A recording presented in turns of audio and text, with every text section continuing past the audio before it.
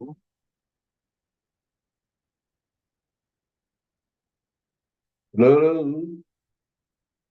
am I audible? Yes, you are, Mr. Mzimande. Good morning. How are you today? Good morning. I thank you. Thank you. Mhm. Sure.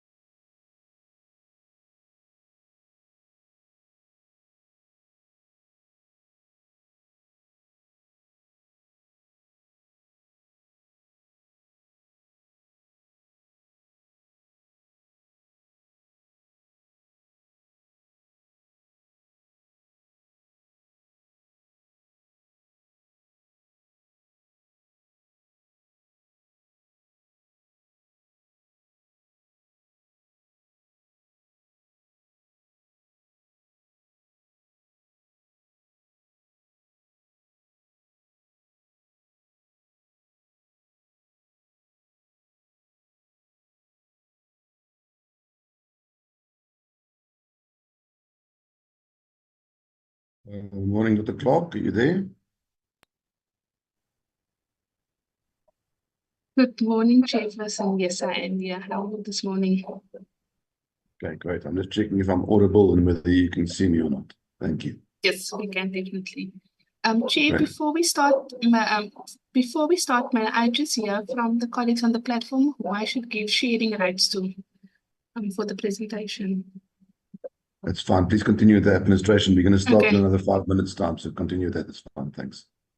Thank you very much. Good morning, honorable members, Chairperson, and all our colleagues on the platform. My request from the IDT, if I can get an indication as to who I should give sharing rights to for the presentation. Good morning, ma'am. Thank you, Tebogo Malaka, the CEO. I will share the presentation and then the other colleagues will use my presentation as we present. Thank you very much for confirming, ma'am.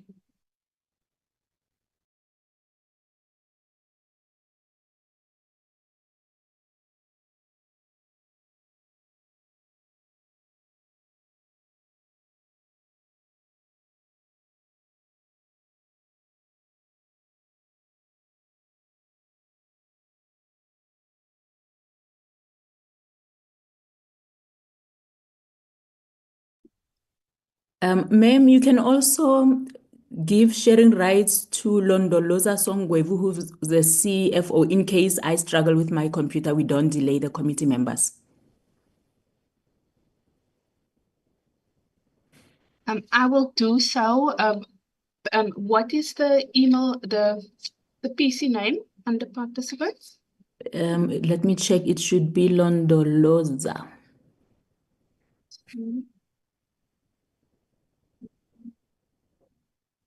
Let me just check if it's already in.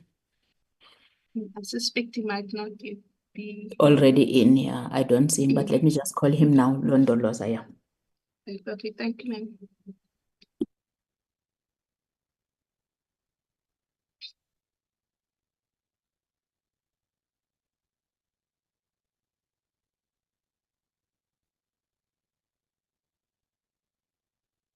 Good morning, Chair and colleagues from the CIDB. I get an indication as to who I should give sharing rights to for the CIDB presentation.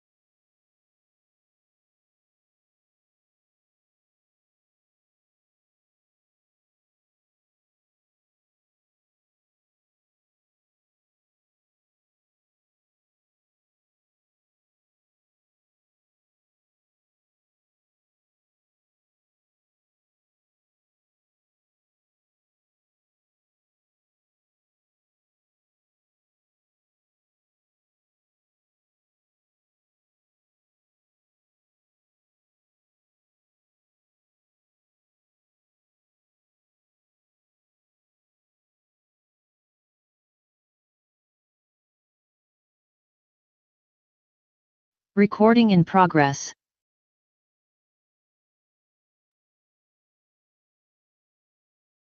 Very good morning, everybody. You are very welcome to the Select Committee on Public Infrastructure and Minister and the Presidency's meeting this morning.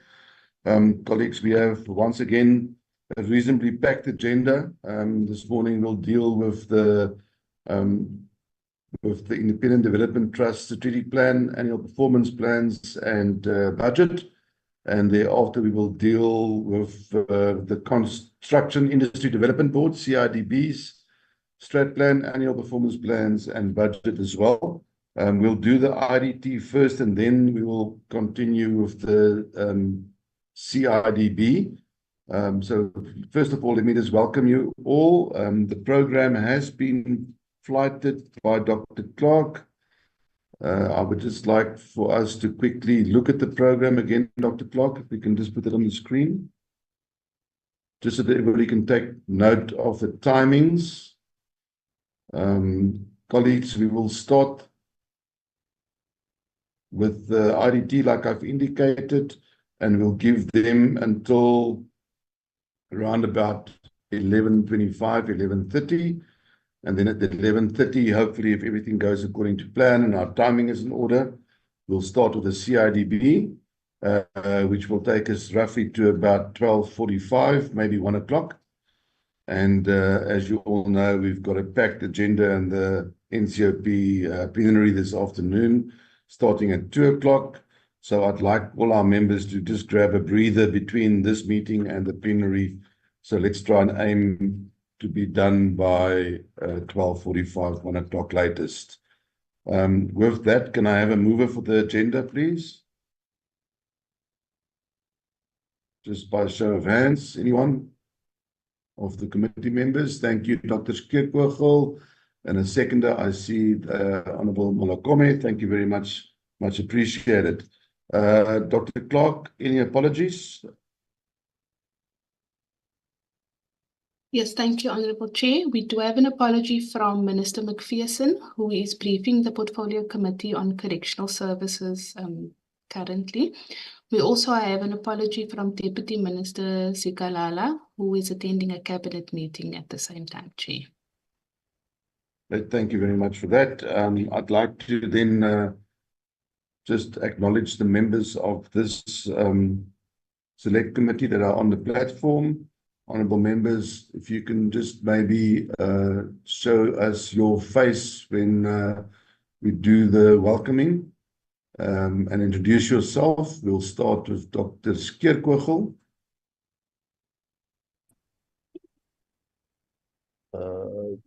Good morning, Chair. Igor Skeerkogel. I'm a permanent delegate from the Free State. Good, thank you. Looks like you spent a bit of time in the sun at the last by-election. Very welcome. Honourable Nzimande. Good morning, Chair. I'm Jamlan Nzimande, permanent delegate from Gauteng. Thank you. Thank you, Honourable Nzimande. You're very welcome. Honourable Kaunda.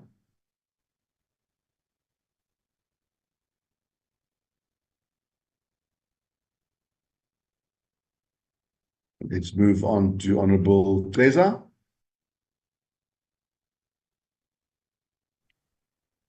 Good morning, Chair. My name is Khanya Treza. I am a permanent delegate from Mpumalanga. Thank you. Thank you very much. Honourable Mabebo.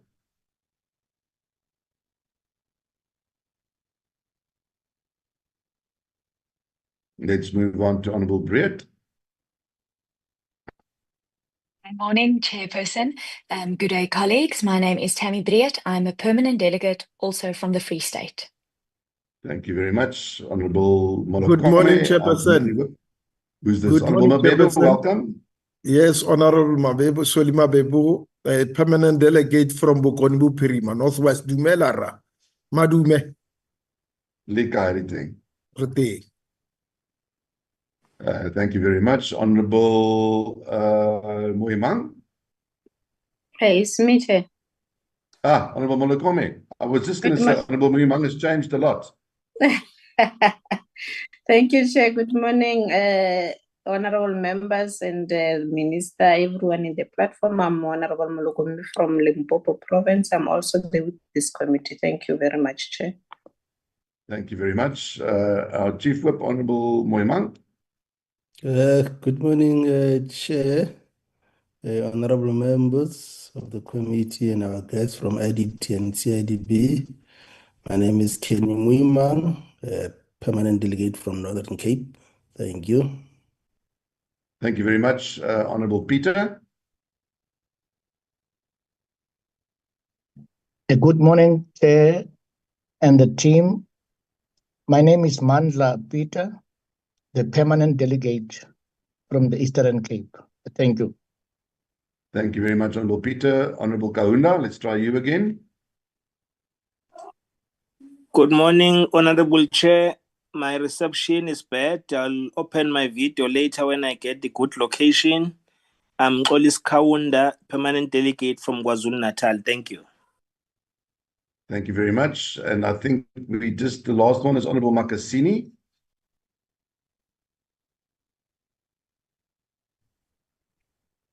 Honourable Makasini. Apologies, Chair. I've indicated in the last meeting that Honourable Makasini is in hospital. Thank you very much. Thanks for letting us know, and we wish a speedy recovery. Thank you, Honourable Treza. Honourable members, thank you very much. Let's move on to the introductions by the Department of Public Works and Infrastructure. I think Mr. Mtombeni, are you on the platform? if you can just introduce the department's delegates to this meeting, and then we'll go on to the IDT and the CIDB after that for introductions. So if somebody from the Public Works Department can just do introductions, please. Good morning, Honorable Chairperson and Honorable Members. My name is Adam Tombe, and I'm the DDG for Intergovernmental Relations. I'm here leading from the side of the department. I'm with my colleagues, the acting DDG for EPWP, Mr. Mulate Muremi. So he's in the platform. I'm also having the Chief Director in the PMO in the department, Mr. Nkosana Kubeka. So it's here, and from the entity side, Chief Directorate, I'm having Mr. Mpomashawa in the platform. Said Chairperson will put it to IDT, but what we want to indicate from the side of a department in terms of IDT, you will see that from the entity side, you won't have the chairperson of the board. We are in the transitional period. The cabinet has approved the new IDT board. So what we are doing now, we're in the process of consulting with Master of High Court to give us a letter of authority so that the new board can start to operate.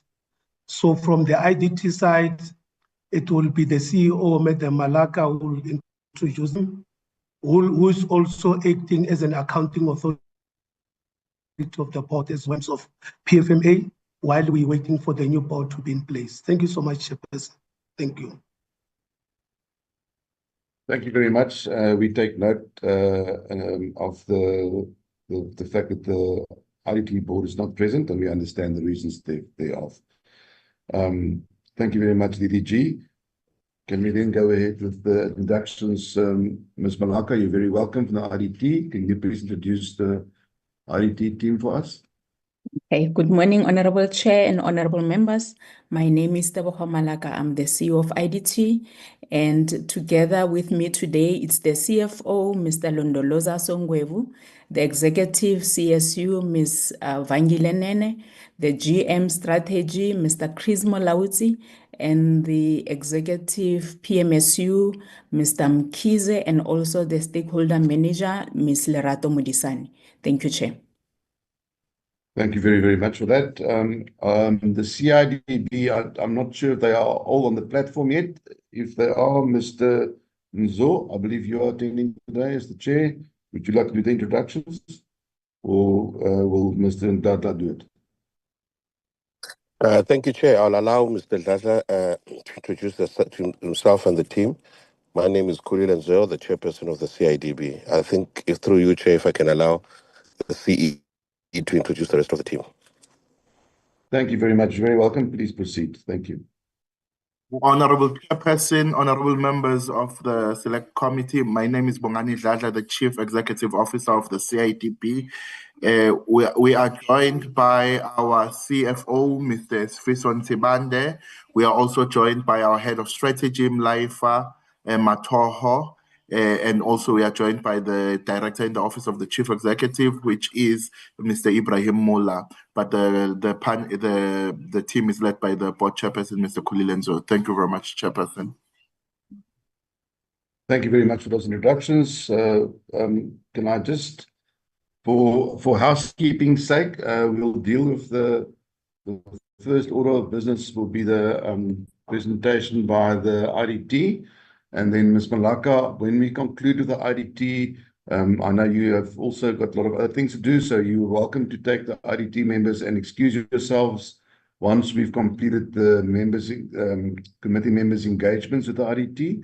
And then we'll continue with part B of our meeting, which will then deal with the CIDB. Unfortunately, Mr. Zor and Mr. Ndadla, you're going to have to stay with us, because I'm not 100% sure about the timings. It might be that we finish a little bit earlier with the IDT, or we might run a little bit over. So if you don't mind just staying on the platform while we deal with the IDT, that'll be much appreciated. So once again, honorable members, colleagues, and all our representatives from both the CIDB and the IDT, You are very welcome. Honorable Moimang, I see your hand is up before we start. Thank you, Chairperson. I forgot to raise a point of apology from my side that by 12 I have another engagement. I hope will be done by then. Thank you, Chair. Thank you very much, Chief Whip. That's duly noted. Thank you for that. Honorable members, once again, good morning and a very welcome to today's meeting of the Select Committee on Public Infrastructure administered in the Presidency. We gather this morning to consider first of all, the IDT's 2025 to 2030 strategic plan, its annual performance plan for 2025-26 financial year. And these are both two key documents that will shape the trajectory of one of our key institutions in this department with delivering critical social infrastructure across South Africa. Please allow me at the outset to extend warm congratulations to the newly appointed board in absentia. The committee is encouraged by the court's confirmation of the legality of the board appointments, and we trust that the tenure will be marked by stability, by integrity, and renewed focus on delivery of service excellence. They're taking the reins at a pivotal time, I think, in this period, and the committee looks forward to a constructive partnership as they chart a new path for the IDT. So as a committee, we look forward to engaging with them when they indeed have been confirmed and when they've managed to have their first meeting. We also want to commend the Honourable Minister of Public Works in his absence for the decisive leadership shown in initiating governance reforms and stabilising the institution. The Minister's commitment to transforming the IDT into a commercially viable, agile and client-centred entity is evident in the bold reconfiguration process currently underway. The committee supports these efforts and views today's engagement as part of a broader mission to restore the IDT's credibility and relevance. Colleagues, the IDT's mandate is delivering schools, clinics, community centres and job opportunities. And it's not just a technical mandate, it's profoundly developmental. The strategic plan's intention to deliver 622 infrastructure facilities over the next 5 years and to strengthen capabilities in road construction, post-construction maintenance, and emerging contractor support reflects a maturing institution. But targets alone is not enough. Our job today is to interrogate institutional readiness and resource alignment behind these commitments. We also welcome the focus on financial sustainability and consequence management, returning the entity to a surplus by 2027-28 is a very lofty ideal, and enforcing tighter contract oversight are essential to securing public confidence. Let this engagement today, then, members, be thorough, solutions-orientated and anchored in a shared commitment by all of us to serve South Africans with dignity and with efficiency. And let me assure the IDT that this committee stands ready to support the IDT as long as the IDT is committed to service delivery in the interest of all South Africans. With that, honourable members, I'd like to hand over to the CEO, or maybe if the Department of Public Works want to do introductory comments, you're welcome, DDG, and then we can hand over to the CEO of the IDT to start the presentation. Thank you very much. Can I just ask that all presenters keep their cameras on while they're presenting? Thank you. Thank you so much, Honourable Chair. From our side is just to give assurance to the committee that this the strategic plan and APP, which is being tabled today for deliberation, it's a document which has been endorsed by the department. We were able to review it as a department. Minister approved it. Over and above the APP and the strategic plan, we do have a compact agreement between ourselves and our entity, where we clarify the roles and responsibility of the executive authority and the board itself in terms of how we carry out the approved APP and the strategic plan. So we're putting that assurance to say this entity, it's a going concern of the department. We're here as a department to support it to succeed in delivering its mandate, particularly around the area of social infrastructure, which is a needed area, which need to be executed. So we are dependent on this entity to deal with that part. And the other part which we need to indicate to members is that this entity is being repurposed.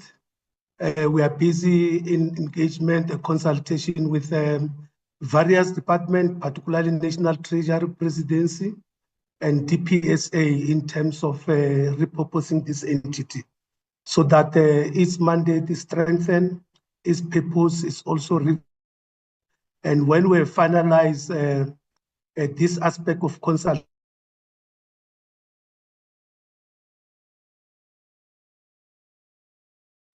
Mr. Mtabeni, I think we've just lost you. Maybe turn your camera off. We are going to cabinet to strategy.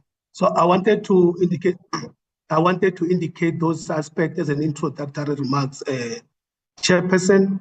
As I indicated before, in terms of the governance surrounding this entity, the board, as we're talking now, Chairperson, we're able to get a confirmation from Master of Fire Court.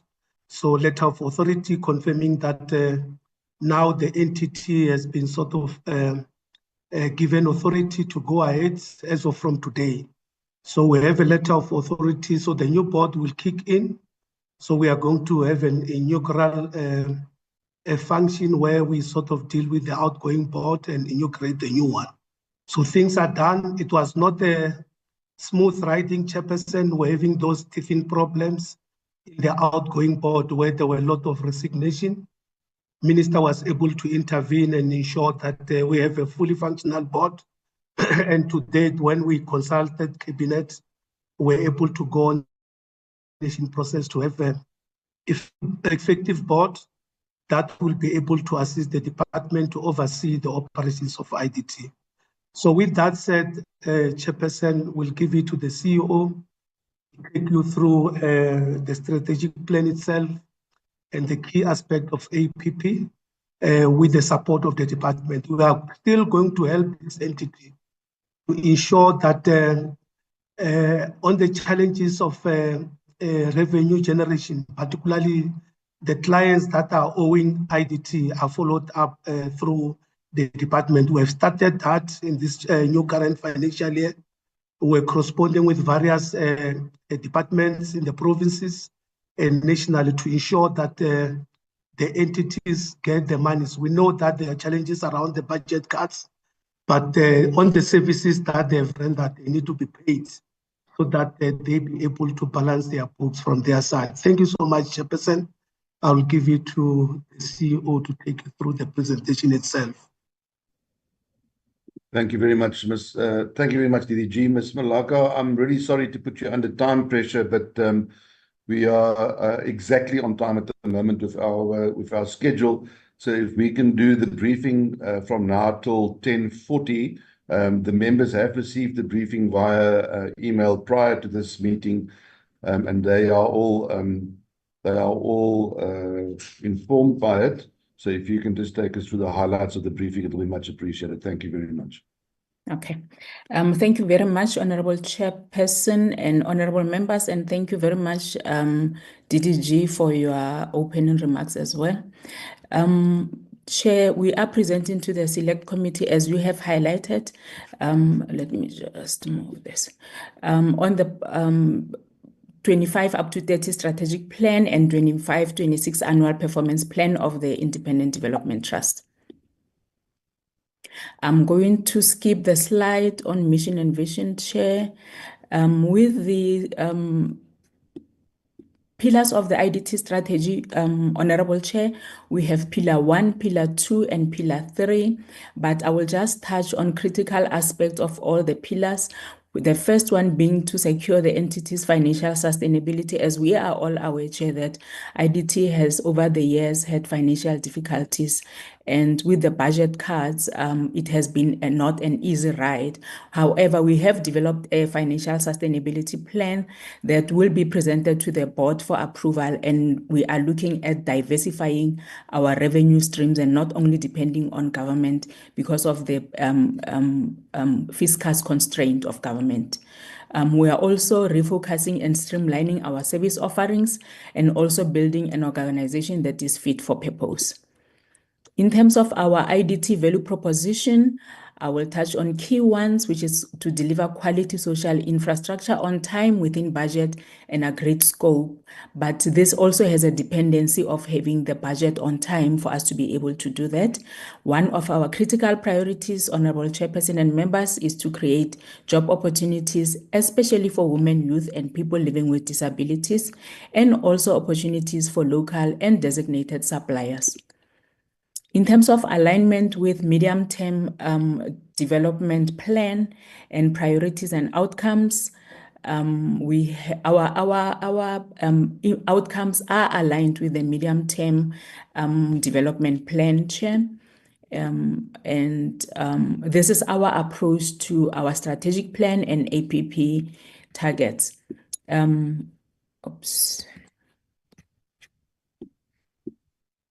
Just want to minimize the screen.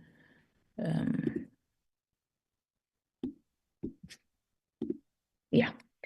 We need to have a balance with the need for long-term sustainability and current capacity challenge. And the biggest one in terms of our capacity is finance. So we have a challenge, Chair, with our clients because they don't give us money in advance as in line with the service level agreement.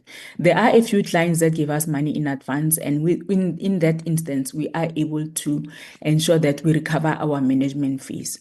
We need to target growth on our business portfolio to ensure that as we increase our portfolio, our management fees are also increased, and our targets are informed by past performance, financial sustainability consideration, and smart principles in terms of applicable planning standards and guidelines.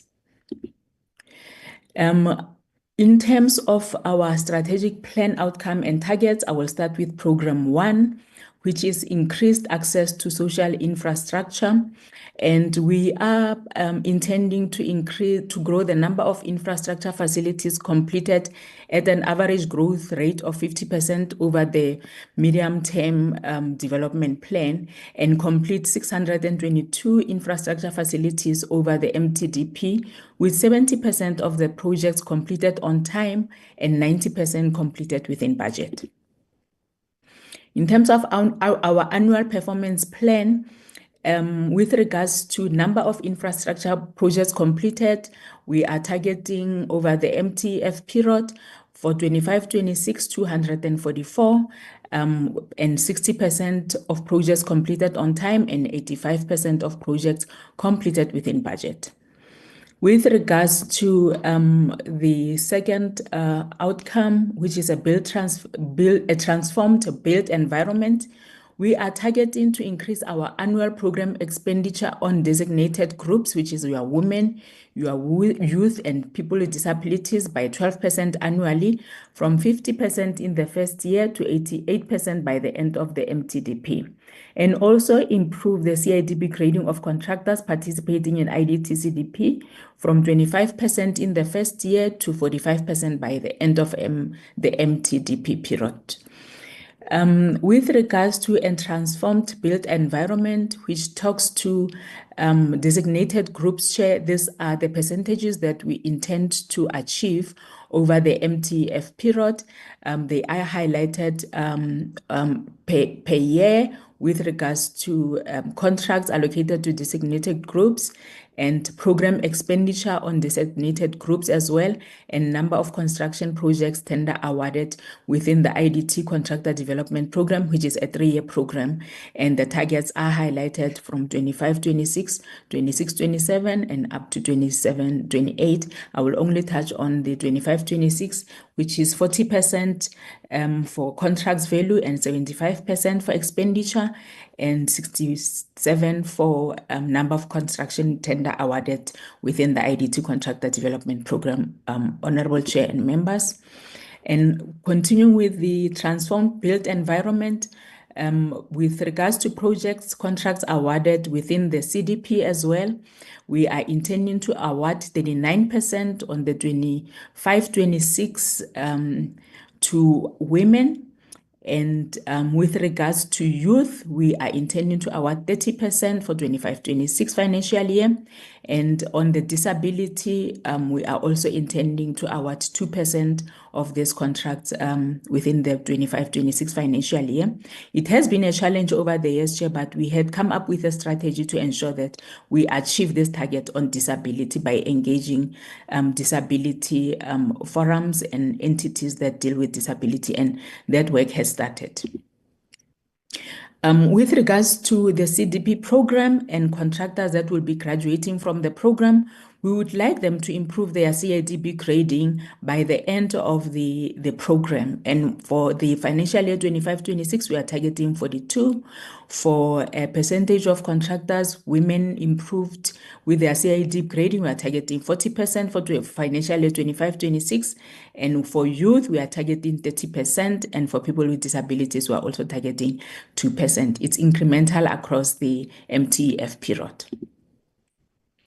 With regards to integrated service delivery on outcome 3, on job opportunities, we intend an annual growth of 8.5%. We are intending an annual growth of 5% over the MTEF period and increase the number of work opportunities from 40,000 in the first year of the MTDP to 232,920 total work opportunities created by the end of the planning period. Construction work opportunities and EPWP work opportunities are outlined in this slide. And for 25-26, we are targeting 4,583 work opportunities. This is the work opportunities that we will create with the infrastructure that we implement. And then for the EPWP work opportunities that we implement on behalf of the Department of Public Works, which is the NSS, we are intending to achieve 46,584 for the 25-26 financial year. Honorable Chair and honorable members, if you look at past performance, we have been able to overachieve with this program. However, there has been a drastic budget cut on this program from 100,000 work opportunities to now having to deliver 46,000 work opportunities over the MTEF period. In terms of our business portfolio, which ensures our financial sustainability, we would like the average portfolio growth rate of 28% and 10% over the planning period, and 10% growth rate for the remaining 3 years. And this will translate into a minimum 10% average portfolio growth rate over the planning period. We are working very hard, Chair, to ensure that we reduce our net deficit to a point where we break even. And this is one of our priorities as highlighted. And we would like to then, over the MTEF period, have an operating surplus of at least 3%. In terms of the value of portfolio of confirmed business and value of new business, which is the total of the business generated for the entity. So we combine the two to get the overall portfolio of the entity for a particular financial year. So for 25-26, it will be 5 billion plus 3 billion, which will then give us the total business portfolio for that financial year. And it also increasing with the MTEF period to ensure financial sustainability. In terms of our expenditure, we are targeting to spend 6 billion of the 5 billion and 3 billion combined for 25-26, and we are also increasing our expenditure over the MTEF period. But we are also increasing our management fee collection to 90%, and this is the area where we are currently struggling because of the budget cut and clients not paying IDT. And also on the vacancy rate, we are keeping it at 10% over the MTEF period. We are really striving, Honorable Chair and honorable members, to ensure that we pay our service providers within 30 days, and we will continue to strive for this and push our clients to pay us on time so that we are able to pay our service providers on time. CFO, I will hand over to you. No, thank you, CEO. Good morning, Honorable Chairperson, and good morning to the honorable members. Chair, through you, is it fine if maybe I switch off my camera because I've got a very unstable connection on my side. Is that fine, Chair? No problem, please. That's fine. Please continue. That's fine. Thank you. Thank you, Honorable Chair. So, Chairperson, in developing our budget for the 2025-26 year, we had to take a more conservative approach. And this is because we had to consider that, the national budget landscape, specifically in relation to the department's allocation of infrastructure budgets, may be more or less the same as what we've seen in the previous year. We therefore anticipated, honorable members, that the budget cuts that were introduced in the middle of the previous financial year, which had an impact on our performance, would also remain in the current year going forward. As a result, Chairperson, as the CEO has mentioned, we've had to reduce our targeted expenditure on projects. Last year, if we just look at the confirmed target, was around 5.2 billion. We've had to reduce that by a billion in the current year, again taking into account what I've mentioned in terms of the budget challenges from a national point of view. Chairperson, our revenue is linked to our performance on project expenditure. Because of this large reduction of around a billion or so just on infrastructure projects, Chairperson, we therefore anticipate that our targeted management fee that we'll be able to generate will also have to reduce drastically compared to what we had targeted in the previous year. In this instance, Chairperson, we had to target our revenue that we can generate based on the available expenditure that we can incur on projects. So our targeted revenue in that regard had to be reduced by plus minus 150 million, honorable members. Now, this has a huge impact on our bottom line, or at least the anticipated bottom line in terms of surplus slash a deficit that we've unfortunately had to budget for. Next slide, please. Chairperson and honorable members, taking into account the fact that we can only do so much in terms of our management fee, we also had to look at areas of our operations where we can reduce our spending. Unfortunately, Chairperson, our biggest expense line item, because we are a service rendering entity, therefore our bulk expenditure budget sits with employee costs. However, we had to try and maintain at least, Chairperson, the budget from the previous year by ensuring that we do not budget for an increase in salaries, and we also get rid of a budget or an anticipated budget on bonuses to at least try and maintain the budget in the previous year versus our actual salary bill, Chairperson. And this was, of course, to try and ensure that we minimize the bottom line that, or the impact thereof that would be felt with the 150 million reduction in the anticipated revenue, Chairperson. Next slide. Chairperson, I'm going through the budget itself because of the limited time that we have. Chairperson, we've also then had to look at, from a capital point of view, what is required at IDT, in terms of capital investment. Chair, there is a strategy to move our operational efficiencies, or at least to improve our operational efficiencies. And the only way to do that, Chairperson, is to move away from the current manual project management system that we have in place and that we've had over a long period of time. Chairperson, we really need a system, an automated system, because of the large volume of transactions that we have to interact with and the large number of projects that we are implementing.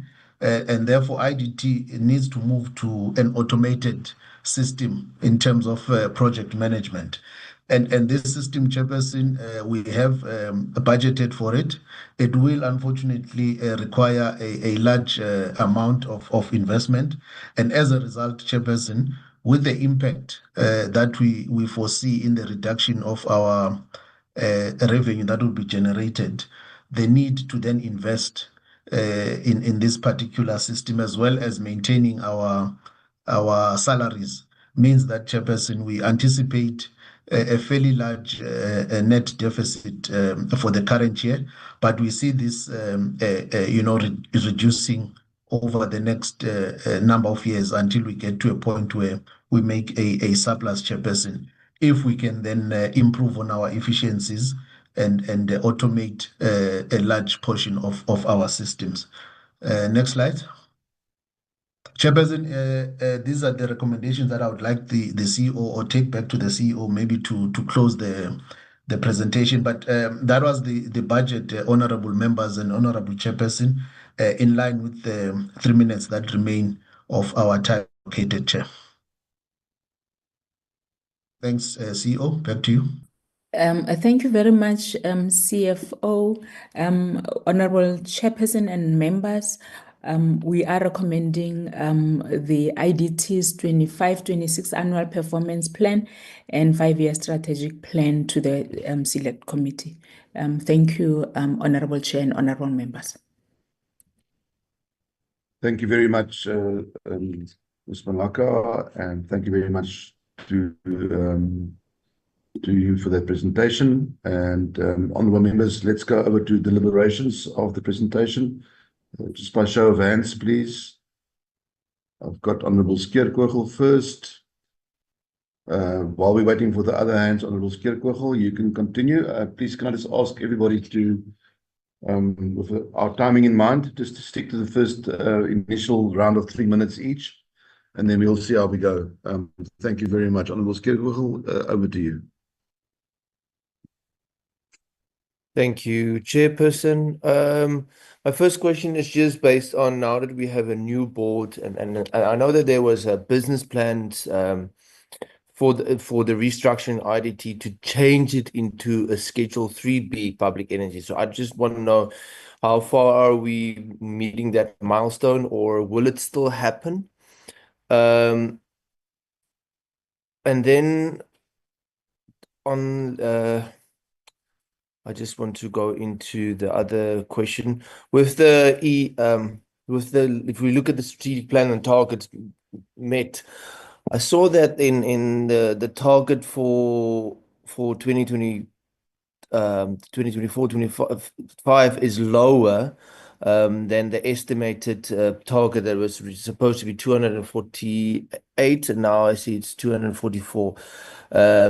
Even though there's been increase in the expenditure and revenue, why is that target lower, Chairperson? And then my next one, and to just keep it into time, is about the financial stability of the IDT. So how far is the IDT going to reduce their deficit of 25-26, and to make sure that by 2027-28 they generate a surplus? So what measures will the IDT put in place to cut operational costs?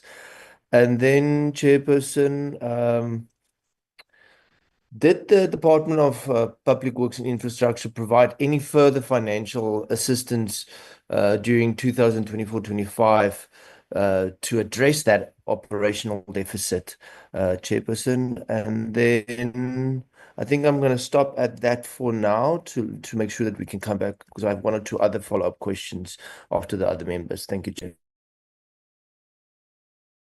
Thank you. Let's take another member's questions. That's good time management. Thank you very much, Honorable Skeerkogel. Honorable Pleza, let's over to you, please. Thank you very much, Chair. This is to Mr. Adam Tombeni of the IDT. I just want to check, man, why did the minister proceed with the appointing the 5 new IDT trustees despite legal challenges raised by civil societies like the Black Forum South Africa and Izwi Labantu? And what measures have been taken to ensure future board appointments comply with transparent and democratic processes. Second question is pertaining to the targets for completed infrastructure project decrease from 248 in 2024-2025 to 244 in 2025-2026, despite the increasing infrastructure needs in rural and underserved communities, particularly in Mpumalanga.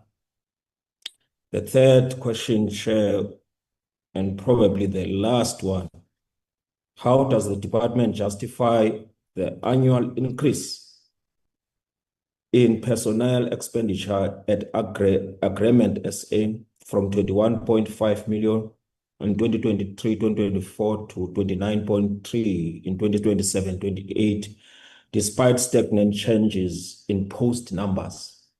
And what is being done to ensure that Black professionals, especially women and youth, are prioritized in these roles at senior level and technical levels, Chair? Thank you very much. Thank you very much, Honorable Cesar. Mr. Mtumbeni, I'm going to let you deal with the two sets of questions, and obviously through you to the IDT. I just think that the question regarding the court case with the new board appointments was dealt with extensively by the court in their judgment. I think the judgment was given with full cost to the department, but I'll let you deal with that as well. Thank you very much.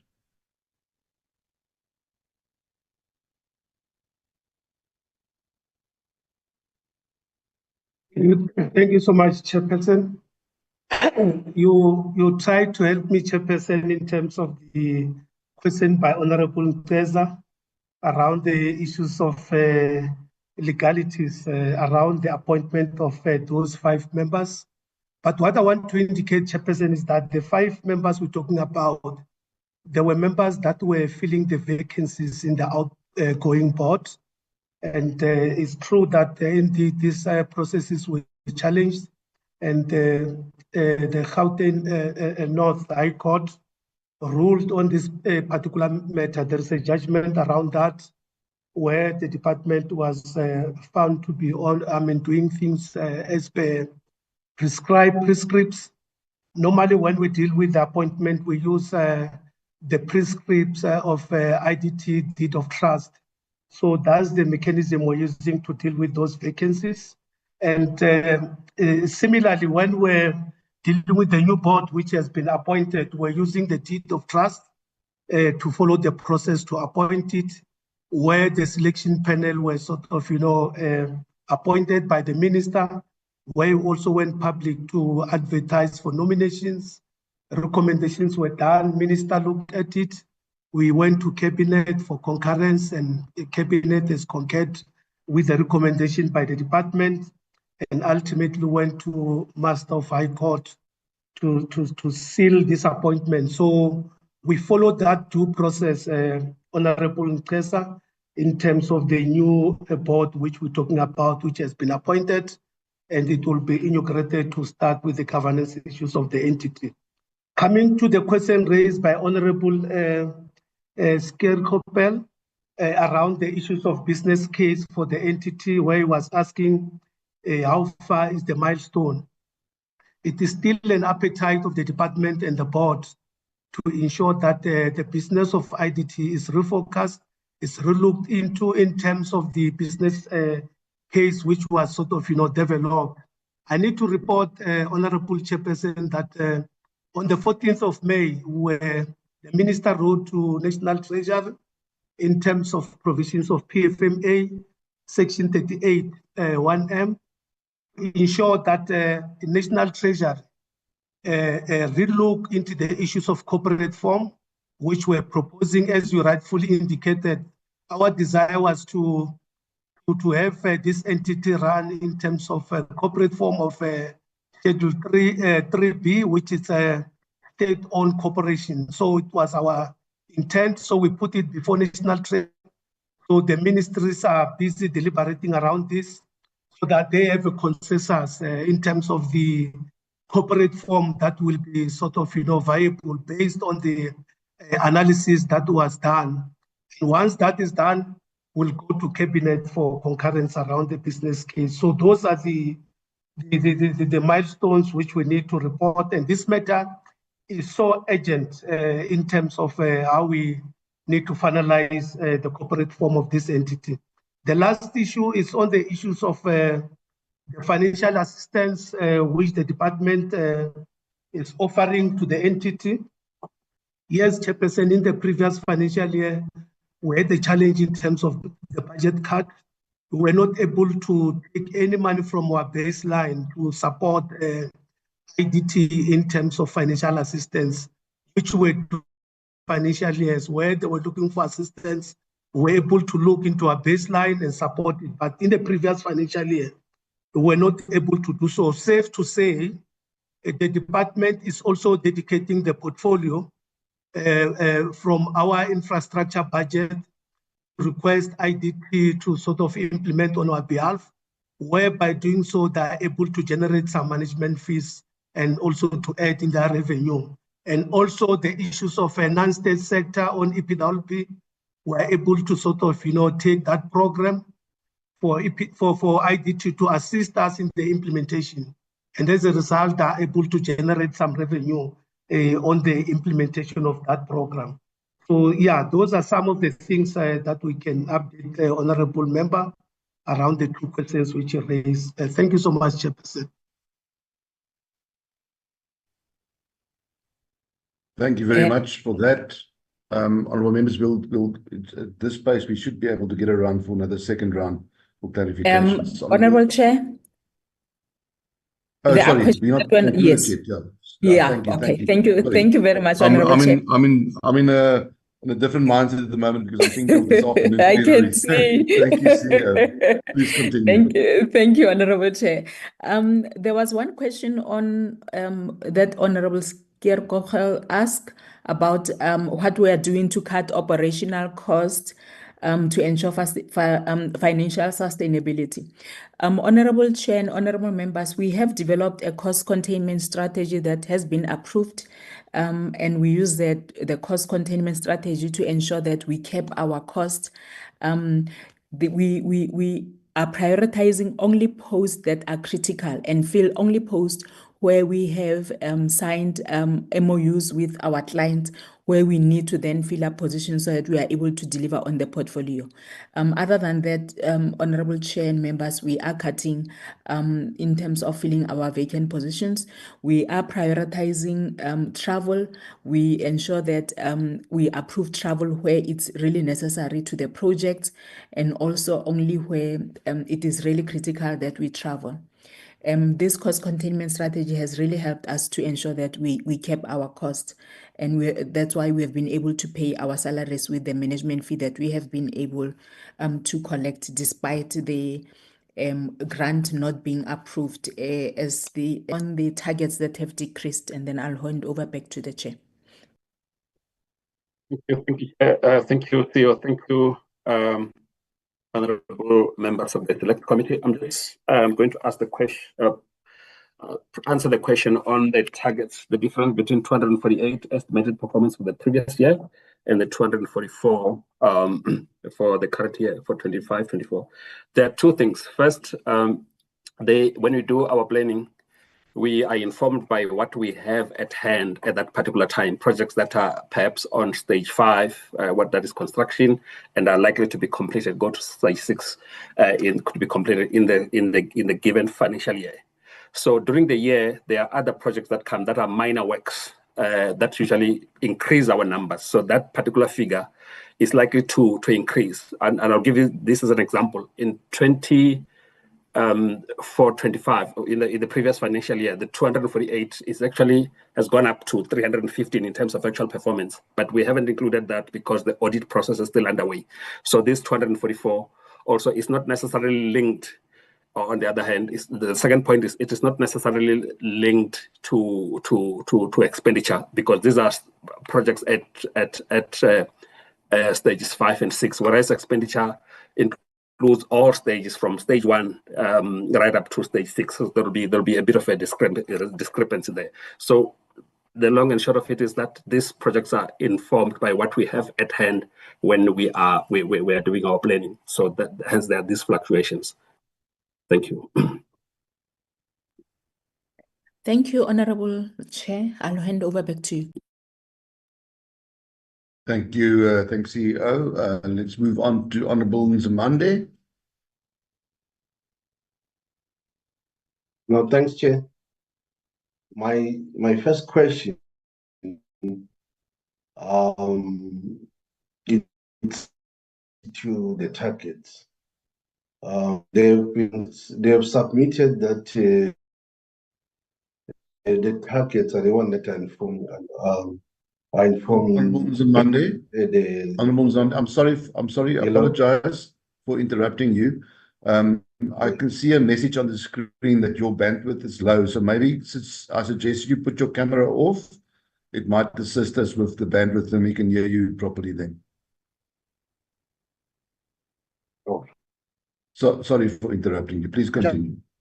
Question: how do you suggest that the targets are informed by the past performance on the face of the budgetary cuts?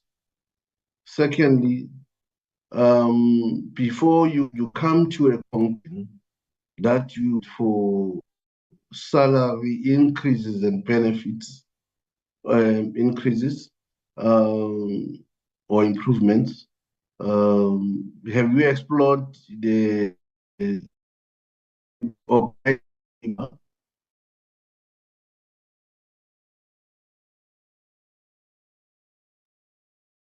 No, Honorable Nzimande, I'm sorry. With a We've view lost. that Sorry, Honorable Nzimande, just repeat that last bit.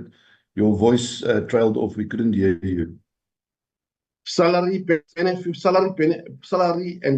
and benefits cut, have they explored that with the organized labor before they decide not to budget for that? Lastly, have they quantified how many people will be affected by project automation? Thank you.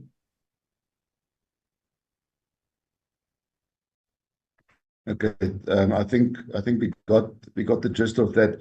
Honorable Nzimande, maybe just for the next round, just try and move to a place where you've got slightly better bandwidth if possible, because it seems that the place you're situated at the moment is not ideal. Let's move on to Honorable Mabebu. Thank you, Chairperson. Let me first start by welcoming the presentation. And then my first question will be, what plans does the department put in place for the entities or companies to pay them in advance? And then how does the department deal with the issue of stakeholders' relation engagement in the rural areas governed by the traditional leaders? And then how does the department deal with the budget cuts looking at the inflation rates? Does that affect the employment rate as well? Thank you very much, Chairperson.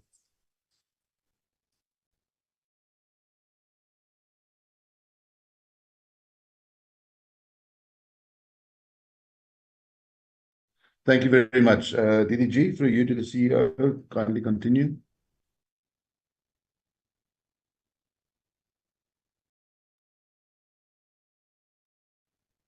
DDG, do you want me to start? Yeah, you can start, CEO. Okay. All right. Thank you very much. Honorable Chair, I really struggled with the questions from Honorable Nzimande, but I got the one on the salary benefits and cuts. I will address it, and then my colleagues sure maybe will assist me with the two questions after.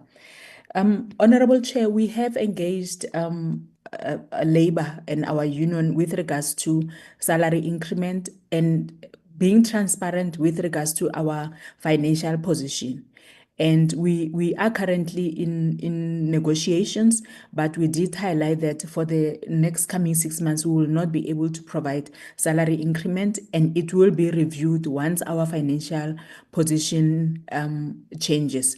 So we are really transparent to the employees and also to labor unions in terms of what our financial position is and whether it is improving or not, so that they know how the financial position of the organization is going to affect their members. And then on Honorable Mabebo's questions, to say what plans or mechanisms are put in place to ensure that we get advance payments.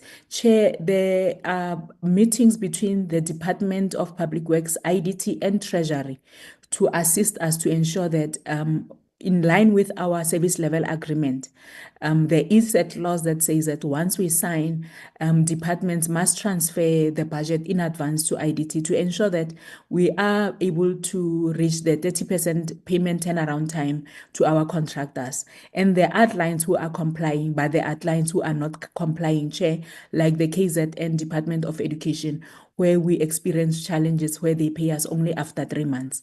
So there are engagements with Treasury and the department to see how we can enforce those clauses within our service level agreement, and we are paid in line with Treasury regulations that allows us as a Schedule 2 to be paid in advance as we are not a service provider, so that we are able to implement and ensure that our projects are completed on time.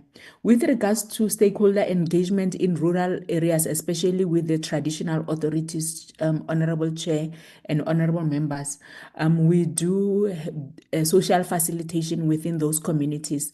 Once there are projects that are allocated, we engage the traditional authorities, the councillors, and relevant members of the community to ensure that social facilitation is done properly. They are aware of the projects that will be coming, how job opportunities will be allocated from the members of that community. But also the department has just approved the social facilitation framework that is used by all the entities within the DPWI family, Chair. I didn't get the other two questions. I'll just ask my Chris, if you can just assist if you had the other two questions.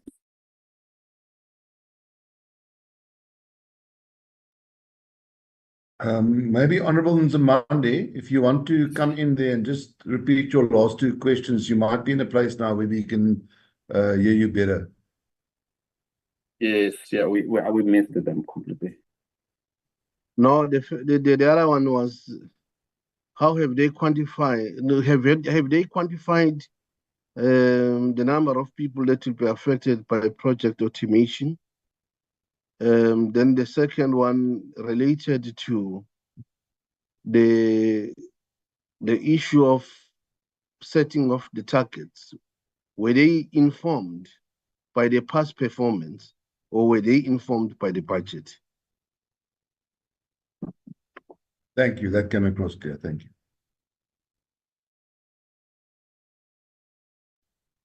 you. Chris, did you get that? Yes, I got the. Yes. Yeah. Yes, I will. Okay, I will respond, Honorable Chair, to the first one on the number of people that will be affected by project automation.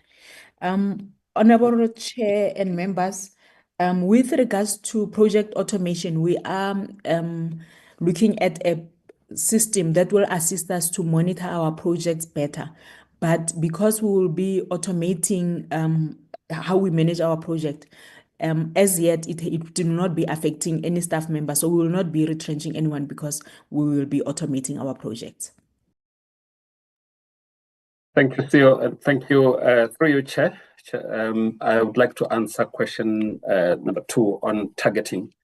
Well, our targets are informed by a bit of both. That is past performance as well as the budgets, because we are actually dependent on allocations from client departments.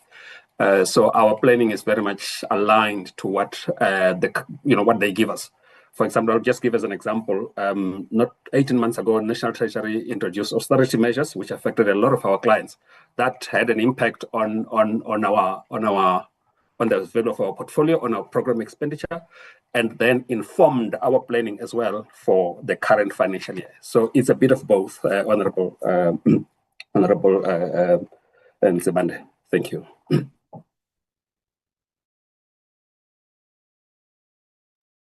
Thank you very much. Yes, sir, please continue.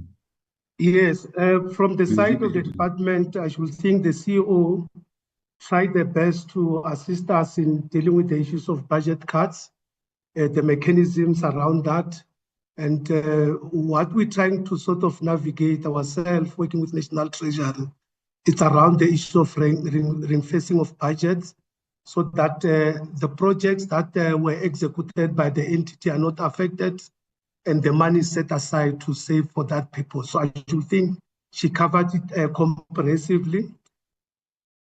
Having the DG on the platform, Mr. Spisom Dakani, he also came in, so he will be able to sort of deal with the questions of payments as well. So we want to make a comment around that.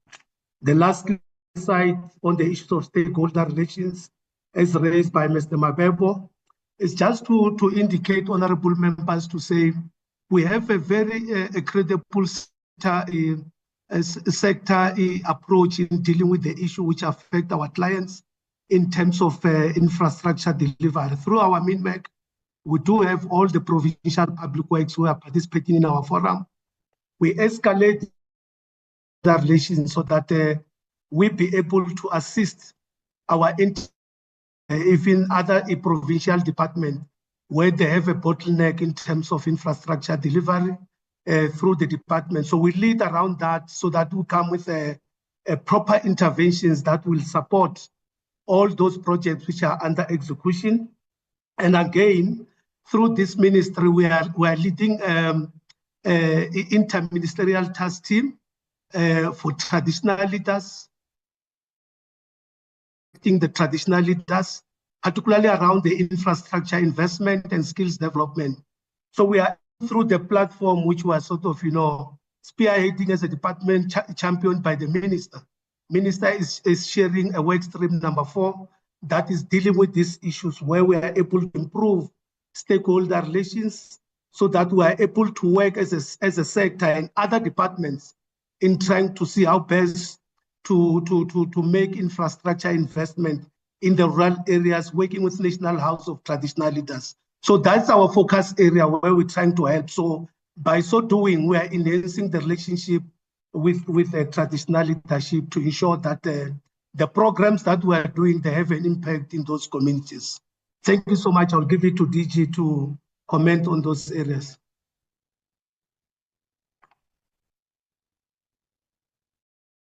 Thank you very much, Chairperson. Good morning, members.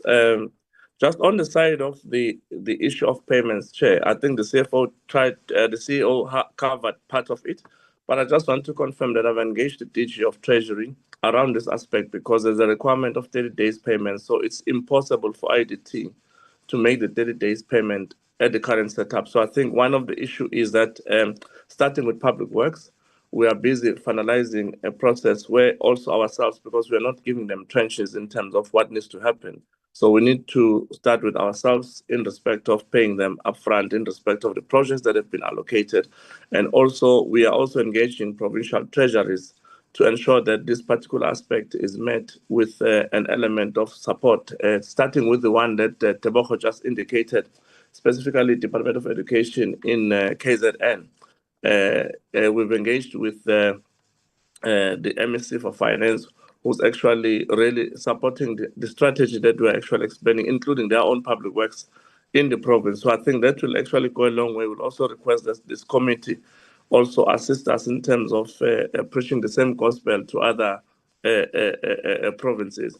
But through MINMEC, like Mr. Adam has said, we are really preaching this gospel to make sure that what we are doing to DBSA must also be done to IDT, let alone that DBSA is a bank. But I do see that other departments, they give them money in advance, but not IDT. I think the other aspect I want to confirm and maybe put up is the issue which the CEO has already said around the social facilitation framework that was approved just to indicate, it's not only for our entities, it's also for all government institutions, including parastatals. We are trying to push it at that level because projects cut across communities and wards around municipalities. So this framework will be rolled out across all spheres of government so that there's one approach in terms of project management around this aspect. Thank you very much, Chairperson. Thank you very much, Mr. Ndakane, and welcome. Thank you very much for that. Let's move on to Honorable Moimang. Thank you, Chairperson. Again, greetings to yourself and the members and the team under the stewardship of the DG. Chair, just three from my side. The first one relates to the three-pillar strategy that the IDT or the COS has outlined. One of them is the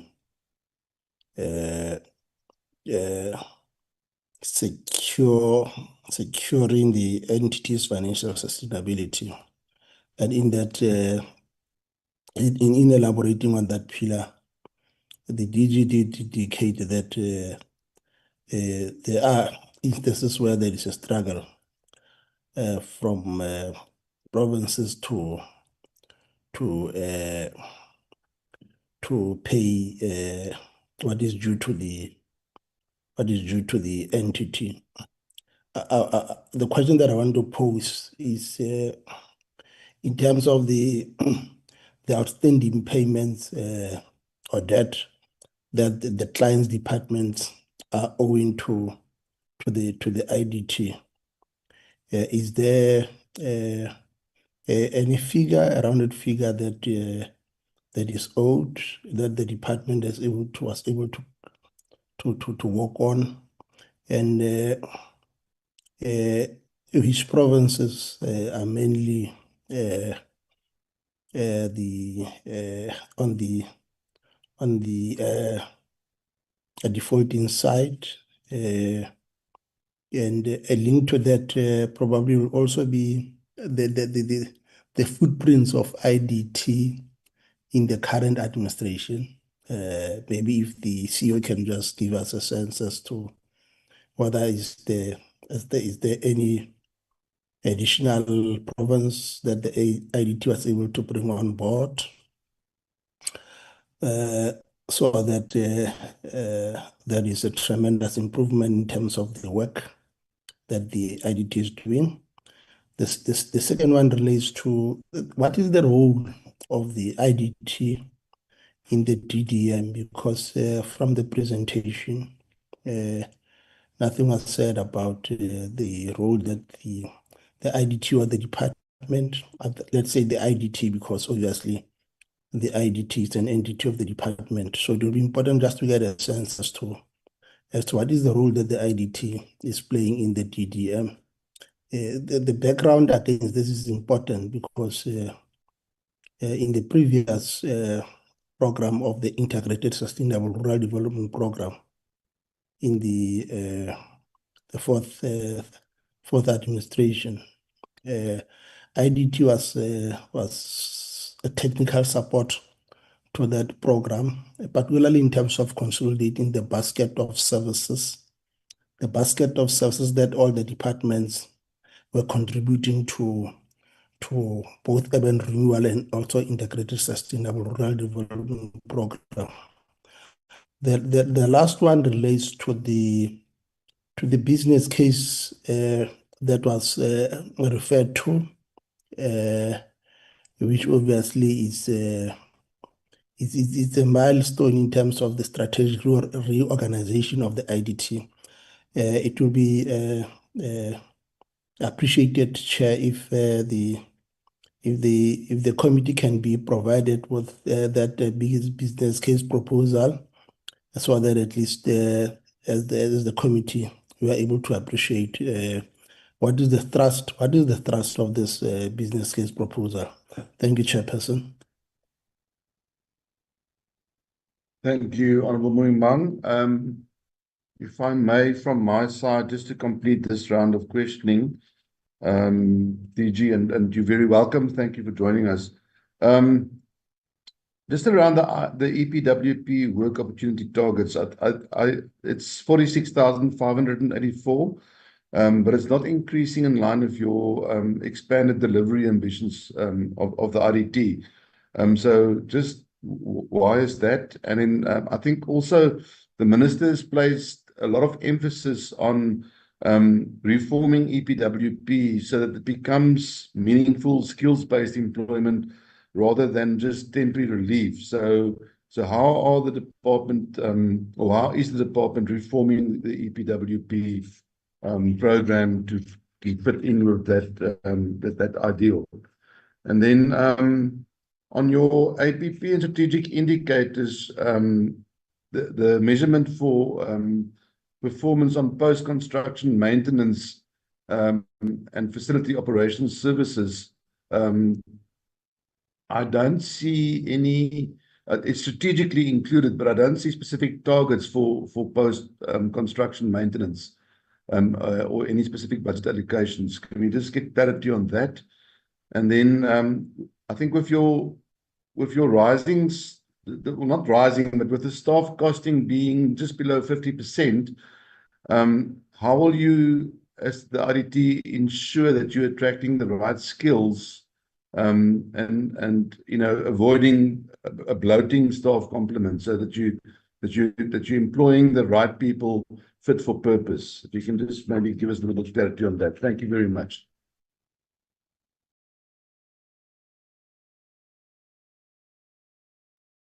I think DG, over to you, and through you then back to the CEO. All right, thank you very much. Maybe, Chair, to butt in on the question that you've just raised around the issue of EPWP, while review, I think, Chair, you'll agree with me that EPWP has been criticized for various issues around the major issue, which actually we believe can assist us in terms of ensuring that we review it completely. The issue of recruitment. The issue of recruitment on EPWP has been a very, very sensitive matter where it was actually reduced to whoever is in that particular ward running that ward. And as a result, then the ordinary community members are not able to then participate fully. So this particular approach will look at the best way that you're going to be looking at recruiting in a manner that is transparent and fair, and also based on the needs of the community, because it's actually targeting those people to give them some work opportunities in respect of that. The other issue is the aspect of the exit strategy when you do your EPWP, what you do and to what extent do you get out with skills that you can actually apply to the extent of you being able to utilize it to help yourself. As an example, Chair, the President, when we actually were launching this program of EPWP in Mpumalanga, he insisted that we need to also add on to give participants certificates when they've completed their training, so that there's got something that is tangible that is actually going to be utilized for their own CVs. Just to make an example, in the program that we were doing called the Wellisizwe Bridges, there's quite a lot of specialized skills that individuals get to appreciate, like building the gap beyond baskets, etc., which is a very specialized skill and very rare. So the President has initially initiated that we do that. And to that extent, the Minister, by and large, has indeed fulfilled that promise by signing those certificates in Mpumalanga, and participants are getting such. So we're going to be finalizing the program to get all of these things being incorporated around that one. On the issue of the 46,000, I think you've mentioned on the IDT, I think the CEO will respond. But safe to say, Chair, that the EPWP allocation for that was supposed to go to IDT was cut back because of the reduction from National Treasury, and as a result, whatever that we would have planned would have forced them to sort of look at reconsidering. But obviously, the CEO will actually add around the other issues. Thank you, Chair. Adam, you can add, and CEO.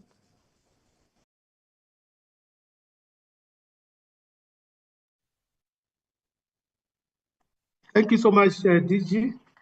Just wanted to comment on that area which Honorable Memang raised around the issues of the business case itself. What I want to indicate, Honorable Member, is that we can share the high-level proposal around that, but in the main, the thrust of what is being proposed is just to sort of, recommend a new scheduling, Schedule 3B, which proposes the issues of state-owned company, which will be sort of governed by Company Act and the Memorandum of Incorporation. And also to remain with Schedule 2, you know that the IDT currently, it has two forms. It's a Schedule 2 entity, and we know the requirement of Schedule 2 entities, and which were not living to that because of the financial constraints, because we should have given it a good head start for it to operate at that level. So there were no capital which was advanced to it to operate at that level. So hence they are proposing the issues of Schedule 3B, which will be easy to manage. And also to do away with the trust. Currently we are run by trust. IDT has a deed of trust, and what we are proposing to do away with that. And also the issues around the operational model of the entity. When we propose, we need to look into the issues of HR model, the staff component we have, the ideal structure which we need to have. So this is the issue which will sort of, engage with the PSA to see how best to support the corporate form that will be adopted by various departments, particularly National Treasury and ourselves, including the board, because they're also participating, that the one who initiated the business case we have. In other words, I'm indicating, Honorable Member, we can share that high-level proposal, not necessarily to give the whole document as a whole, because we're still coming to Parliament to account on it, but now we're just giving the gist of what we are proposing around this. There's the other question which the Honorable Member raised around the issues of the involvement of IDT in the district development model. IDT is part and parcel of us. When we participate at the DDM, we sort of, as a sector, advance the projects that are catalytic in nature, which we sort of propose to various districts in the country, 44 of them and the metros, to say from our sector, these are the projects that are catalytic. We put it on the table in those IGR look, so that we have an integrated approach around it. And once we have a one district plan, we are able to participate in the implementation. But to date, in terms of analysis, which was put by COGTA, they indicated a low level of participation by various sector departments. I should think it was on how they convene those IGR forum to get all sister departments to come and assist in terms of the projects that need to be looked upon for integration purposes. I want to confirm, Chairperson, that even tonight we're having a session with COGTA. It's a government-wide session where they're giving updates and also induction on how best to evolve around the issues of one district plan, so that sector departments are able to make appropriate inputs into the DDM.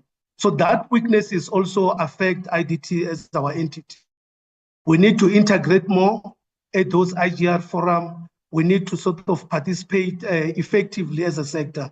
So we are dealing with those teething problems, working with COGTA to ensure participation by all sector departments, including ourselves, so that we make a meaningful contribution in the DDM. Thank you so much, Chairperson. Thank you, Honorable Chair. I will come in on the footprint of IDT across the country. Honorable Chair and Honorable Muimang, I can confirm that IDT have 9 offices in all the 9 provinces. So we are represented in all the 9 provinces. Each province has a regional office serving that provincial office. Honorable Chair, your question on why is our EPWP target remaining the same? The DG already touched on it, which relates to the budget. So for the 2 financial years, the budget has been remaining the same, and we are anticipating that it will remain the same. If indeed within the MTF period it increases, we will then increase our work opportunities. But for now, for the past financial 2 years, it remains the same. Your question on performance on post-construction services, specifically post-construction maintenance. Honorable Chair, once we build the facilities and we hand over to the client, either public works come in for maintenance or they do maintain the facilities themselves. But where we are contracted to maintain, we do maintain the facilities. On your question on staff costs and how do we ensure that we attract the right skills, it is a big challenge, Honorable Chair, for us as IDT. Even if we attract the right skills, we are not able to pay them market-related salaries. And you find that even because we have professionalized IDT and we appoint professionally registered employees to manage our projects, unlike before. So you find that once we appoint a person, after a year, the person leaves because he have been offered a better salary. We have done an exercise on benchmarking to see how wide is the gap in terms of the salaries that we are offering as IDT and what other entities doing similar work are offering. The benchmarking report is there. However, we are not yet able to match the salaries in line with the benchmarking recommendation until we are financially sustainable. So it's a challenge that we are currently faced with and trying our best to ensure that we do retain where we can, but it's a challenge, Honorable Chair. Thank you. Thank you, Ms. Malaka. Thank you very much, DG, for that. Honourable members, I see Honourable Treza, is that a legacy hand or a new hand that's up?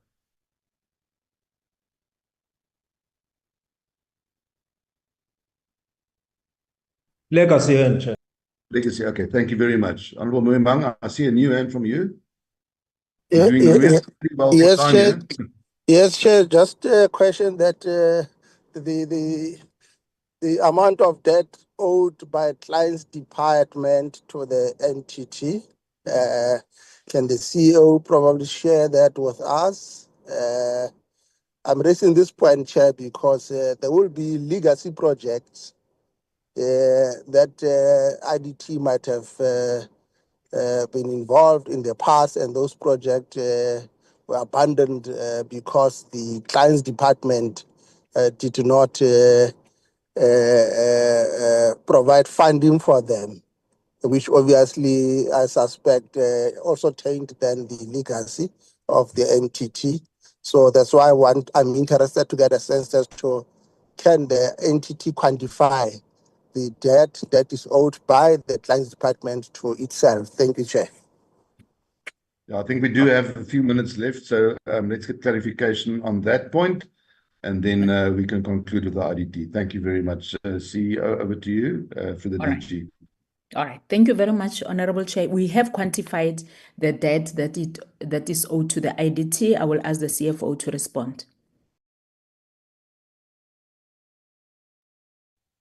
Thank you, CEO, and to the honorable member.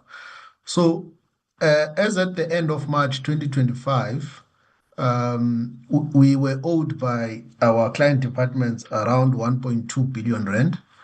And since then, we had received around 800 million, and we're able to pay our service providers around 650 million. So this is the update as at the end of June 2025. But because we were continuing with work in April, May, and June, although we were owed 1.2 billion at the end of March and we received 800 million, we still were owed 1.4 billion as at the end of June, as a result of the new invoices that we would then received from the service providers. Thank you, Honorable Chairperson. I hope that provides a context to the honorable member and the honorable portfolio committee, select committee chair. Thanks. Well, thank you very much. That I think was quite clear. I really appreciate the input from the IDT this morning. Ms. Malaka, for you as the CEO and the rest of your team. Mr. Malutsu, Mr. Zongwezo, the CFO, thank you so much for your participation in the meeting this morning. We appreciate the input. Sorry, Chair. I raised my hand long time. So your hand wasn't up. That's why I missed you. It was up, Chair, for a long time. No, I'm sorry, I didn't see it. Honorable Peter, do you have a question? Please, if you may. Yeah, we do have 2 minutes left, so let's. I'm sorry, but I didn't see your hand. That's why I missed you. Sorry, sir. No, please sorry, continue. Sir. Please continue. Thank you, Chair. Chair, I've got only a few questions, only two. Chair, my question is, Honorable Chair, I don't know whether I'm audible, Chair. No, you are audible. You can continue. You might just want to put your video off. It'll help us, but you are audible. All right. Okay, thank you, Chair. One of your focus is on empowering poor communities by providing project management services for delivery and refurbishing social infrastructure such as schools, clinics, and community centers, mainly in rural areas. My question is, how many schools, clinics, community centers has your trust built in financial year 2024-2025 in rural areas, in particular in Eastern Cape? Number two, extortion is not one of the most diseases that delays your development. If yes, what mechanism did you use to address this? Last question, how did IDT deal or manage the corruption erupts amongst its members, if any? Thank you, Chair. Thank you, Honorable Peter. I see you managed to slip in 3 questions there. CEO, for the DG, over to you. Thank you very much. Thank you, Chair. I'm just looking for, there's an annexure to the presentation that we did that highlights regional portfolio per province. I'm just trying to look at it. But in the meantime, I will answer the other questions. In terms of extortion with business forums, we are working with the police to report cases where the business forums are extorting money from our service providers, and also engaging, especially in the rural areas, the traditional authority through facilitation and members of the community who normally assist us where there are those kinds of challenges where projects are stopped and there are extortion. It is a challenge, Chair, and in some instances we are not able to manage it, and we find that the contractor dumps the project. But in most cases, we do come to a negotiation, and the community, because they assist us, we are able to deal with that. On the last question on issues of corruption within IDT community, Honorable Chair, we do have a hotline where cases are reported. And as soon as the cases are reported, we do investigate. And where we need to open criminal cases with the police, we have opened criminal cases, Chair. So we do attend to cases that are reported. Mostly they are done through the hotline. On the number of schools and clinics in the Eastern Cape, Chris, if you can assist us, I'm looking at the facilities. Eastern Cape, it says 18 here on the slide that I have, Chair. Unfortunately, I would not have a breakdown of how many schools are part of the facilities and how many prisons. We don't have clinics in the Eastern Cape that we are doing on behalf of the Department of Health in the Eastern Cape, Chair. Thanks. Thank you very much. Honorable Peter, you might want to follow up with a written question if you need more information on that. But unfortunately, we do have run out of time now with the IDT. We have to make space for the next presentation. So, Ms. Malaga, thank you very much for you and your team. Once again, it was good to engage with you, and we look forward to our next engagement. You are welcome to excuse yourself from the platform now as we move on to part B of our meeting with the CIDB. Thank you very much for your attendance. We appreciate it. Thank you, Honorable Chair. Honourable members, as we move on to part B of our program this morning, thank you very much. We've already done the introductions with Mr. Nzu, the Chair of CIDB, and the CEO Dadla and the team. So we will just, if you allow me, just a few words of introduction. I think it's really important that we note that we meet at the critical juncture. South Africa's infrastructure, the backlog is vast, but our potential to unlock growth through infrastructure has never been greater. So the CIDB plays a pivotal role in this national effort. You regulate the sector, you professionalize the players in the sector, and you ensure that transformation and quality walk hand in hand. And therefore, you are indeed a really important player in South Africa's infrastructure situation. We do want to commend Mr. McPherson's for his clarity of direction that he's brought to this portfolio. I think his commitment to professional outcomes-based public works and infrastructure system is evident, and it's not only in rhetoric. But in the manner this department and its entities have begun to align their plans to economic recovery, industry reform, and social impact. I think the Minister's leadership in supporting the emerging contractors and in driving the BUILD program is particularly encouraging, and we look forward to seeing those interventions scale up. But at the same time, I think it's also our committee's constitutional mandate to exercise robust oversight. So we note with interest the CIDB's strategic emphasis on digital transformation, procurement reform, and capacity building. And for us, these are not just administrative priorities, they're also levers for real economic inclusion and improved service delivery. However, as a committee, we must interrogate areas where the institution needs to do more. There are low compliance levels on the register of projects. There's a notable decrease in expenditure for procurement and development programs over the NTEF, and persistent delays in project delivery across various departments. So I think these must be addressed with urgency, and we are looking forward to your presentation in this regard. The CIDB must just not only just act as a regulator, but also as an enabler. And I think that's really important. It must be a facilitator of faster and cleaner and more inclusive infrastructure delivery. Our committee is really interested in the CIDB's efforts to professionalize the contractor base, and how we move thousands of especially Black youth, women-owned firms from grade one survivalism into sustainable businesses that can thrive in a competitive market. And your role in that is also really important. So just to end my conclusion, my introductory remarks, in conclusion, is that our deliberations today, please, members of the committee, must reflect this shared ambition, and that is to build an industry that is not only about laying bricks, but also that is about building hope and dignity and opportunity for all of us in South Africa. And with that, honourable members, I'd like to hand over to Mr. Nzo, the chairperson of the CIDB, to take us further through the presentation through you. Thank you very much, Chair.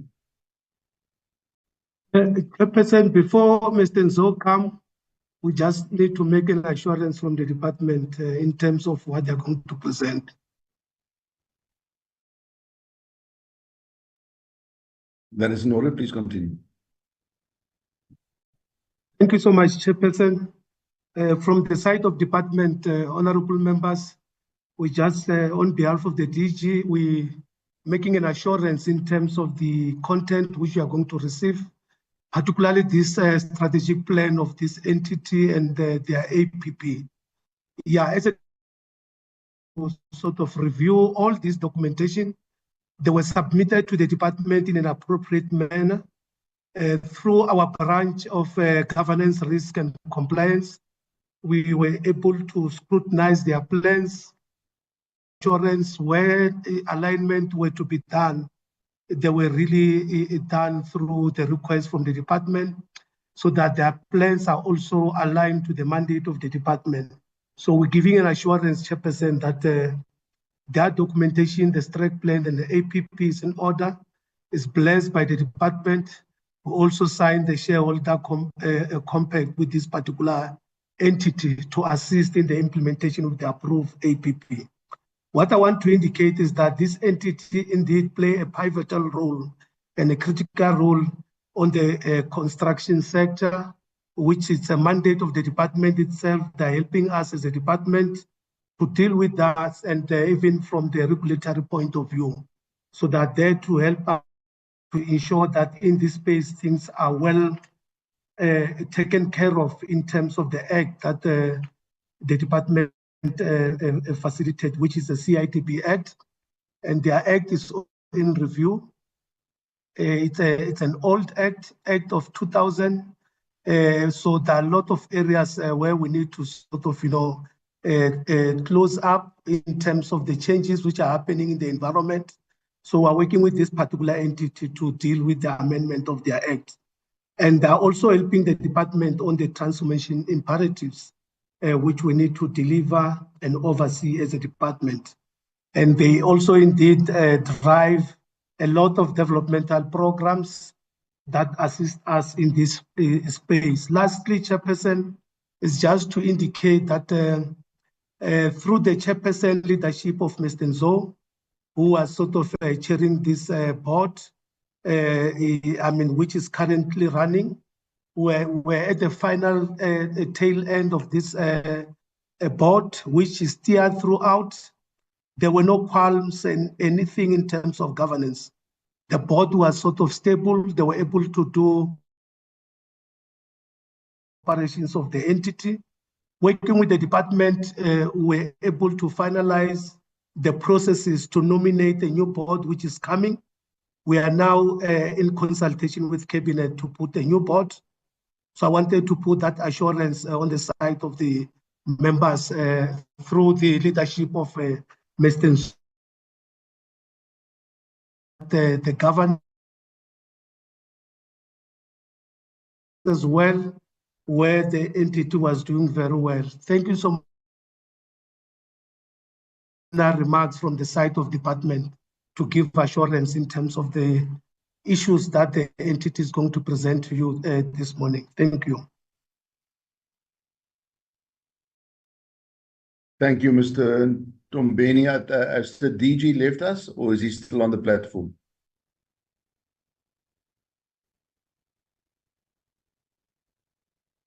Okay, it seems that the DG is. No, sir, I'm here. I'm here. Oh, you're still here. Okay, great. So, yeah, have you got any introductory remarks, DG? No, I'm fine. I think I've tasked the DDG to give us that assurance. As he said, I think that's basically what we've done. I think on behalf of the minister, we believe what has been presented here has been checked by us, and I believe that you will engage, and then we'll also be ready to take questions as we move with the committee. Thank you, Chairperson.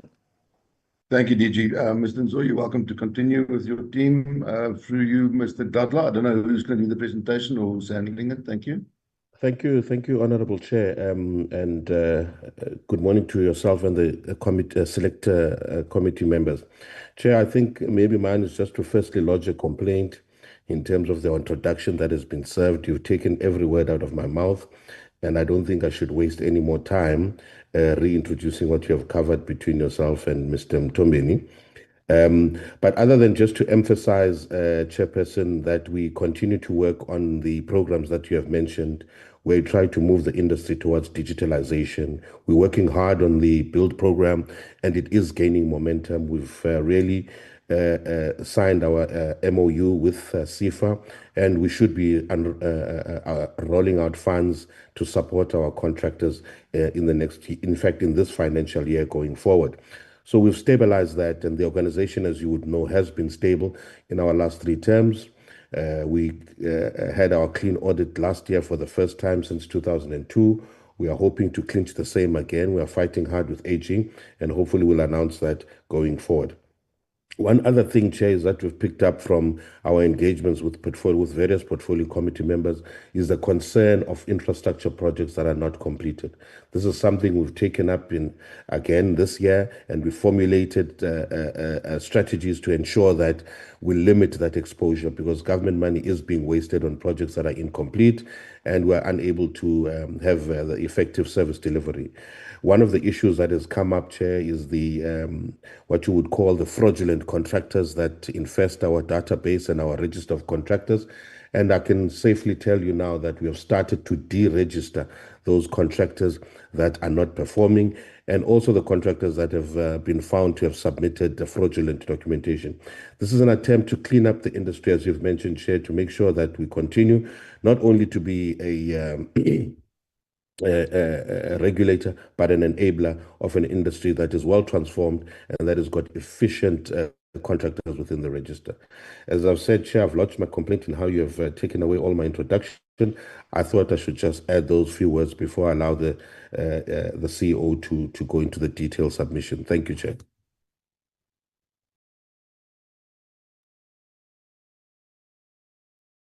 Thank you, Mr. Zor. The CEO, you're welcome to continue. Thank you for those gracious words, and your complaint is duly noted. Thank you very much.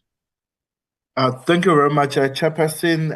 Good morning. Yes, good morning to yourself, Chairperson, all the honourable members of the Select Committee on Public Works and Infrastructure, the Board Chairperson, DG Dakane and DG Mtomben, and all my colleagues.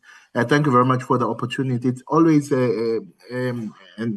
an honor and a privilege for us to come and present to this committee, to also present the work that we intend on doing, and also the challenges that we're experiencing, and also get insights from the honorable members, because this particular committee represents virtually all our provinces and has experiences from all levels of government. So it does, the work that the input that we get from this committee does influence our strategy and our plans.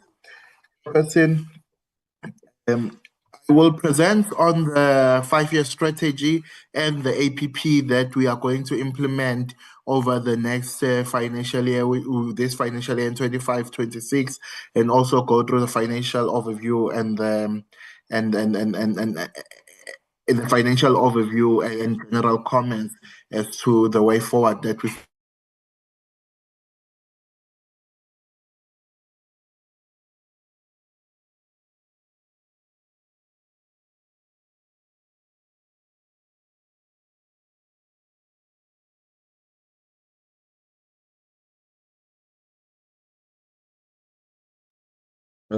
We've just lost your audio, Mr. Dadla. Chairperson, can I get confirmation if I'm audible, Chairperson? Just continue. It sounds like you're breaking up, but continue. Let's see. Okay. Chairperson, the CIDB, as you've articulated to the committee and the nation, really is established to provide strategic leadership in the construction industry, and in order to promote sustainable growth, and especially of the emerging sector. There is also a significant responsibility that we are putting forward around performance improvement and best practices, as both yourself and the chairperson has included, and then also we also influence procurement practices to ensure that they deliver efficient and effective methods of delivery. And then we also provide overall monitoring and regulating of performance in the sector using recently our 2 registers, which is the Register of Projects and the Register of Contractors. So what we are committing to the committee and the nation is that we really want to see a dynamic construction industry as our vision for sustainability. And then how we are going to achieve that is to strategically lead the South African construction industry towards improved socio-economic development for all. And then this will be done with our core values that are reaffirmed around service excellence whenever people are interacting with us, and then ethical conduct for both the CIDB as a corporate but in the industry. But we must also be a regulator that is unquestionable in terms of our conduct and our authority in that, and then collaboration, obviously, because we deliver all of our infrastructure as a country through various stakeholders, and we are committed to that. We will not change the overall organization organizational structure because we still think it's fit for purpose, where we will have 4 functional areas, which will be finance, corporate services, ICT, and then also our operations. Just as a highlight, noting the limited time, and I will deal with a lot again with opportunities, maybe to just bring context, and then some of the more significant threats that we foresee. Obviously, the CIDB, and it's been done through collaboration with universities, industry stakeholders, to become the key knowledge hub in terms of research and development in the sector.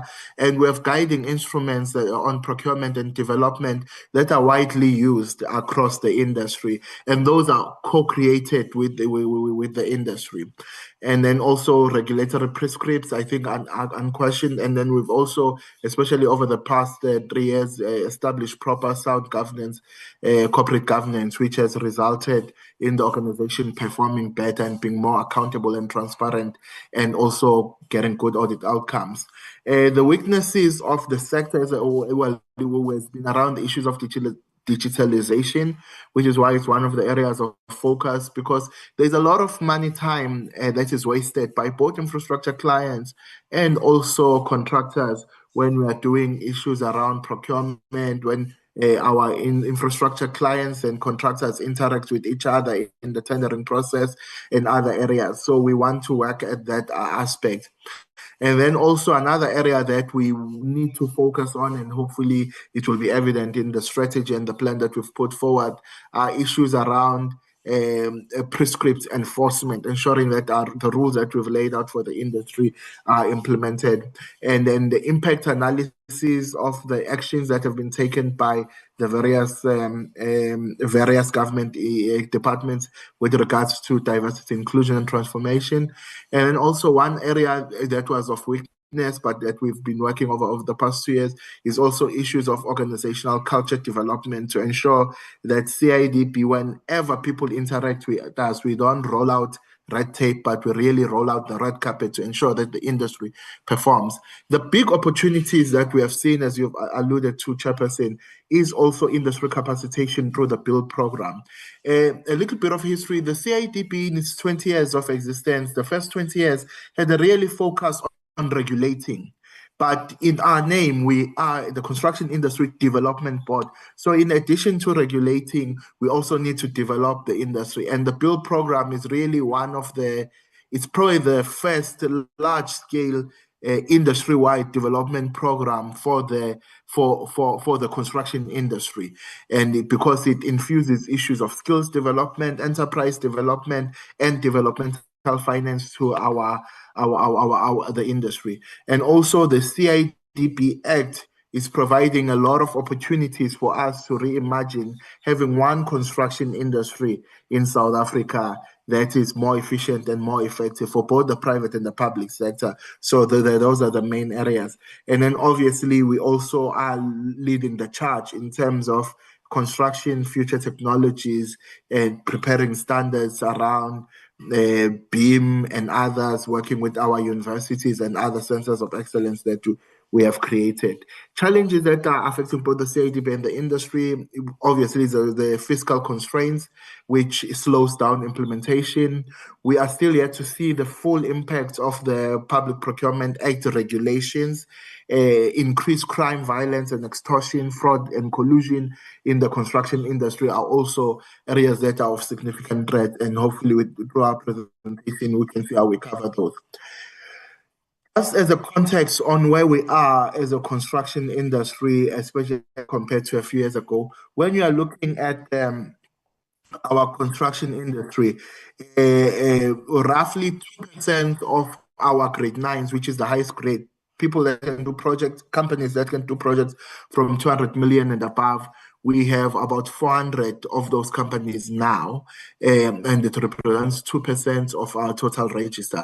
Our register is very heavy at the bottom in terms of grade 1s, But a lot of economic activities in the construction industry is between grade 7, 8, and 9, which over 60% of the value is spent on that. So our report from January this year has indicated that 15% of those are grade 3,214, which is a large number compared to the size, really in proportion to the size of our construction industry. And then we also try to track issues around transformation, where over 60% of those 397 grade 9s, about 236 are Black-owned companies. And then out of that, 397, 130 are women-owned construction companies. This is significant progress compared to the 5 years ago, where the figures at grade 9, even the share numbers were significantly lower. Youth is still an area where we will not matching or closer to matching the demographics of the country, where 23%, only 23% of grade 9s are noted as being owned, 51% by people below 35 and below. But the way our register works in terms of having to prove previous experience, this is not a surprising anomaly, in a sense that these are usually big businesses that are operating with a turnover of over 90 million per year.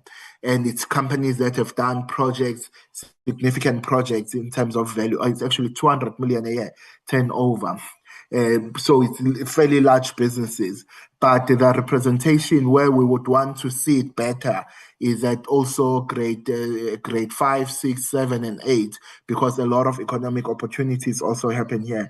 And our new regulations that are being proposed also talk to that, to saying how do we best bring the youth, especially youth that has graduated in the built environment, because those are more solid contractors, if I may. Well, my bias is there, but those are more solid contractors in terms of expertise.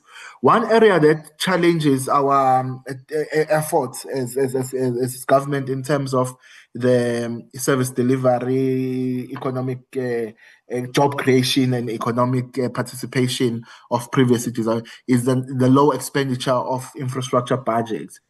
Initially, when we started with our previous strategy, the problem was understood to be at local government. And then there has been a lot of capacitation sessions that the CIDB has done there, and that has steadily improved. We are still waiting for new data from StatSA, but over the years, we've seen significant improvement, where we've also started capacitating. And when we capacitate infrastructure clients, it is on how to deliver on projects, infrastructure delivery management systems, helping them draft their policies, helping them establish infrastructure contractor development programs.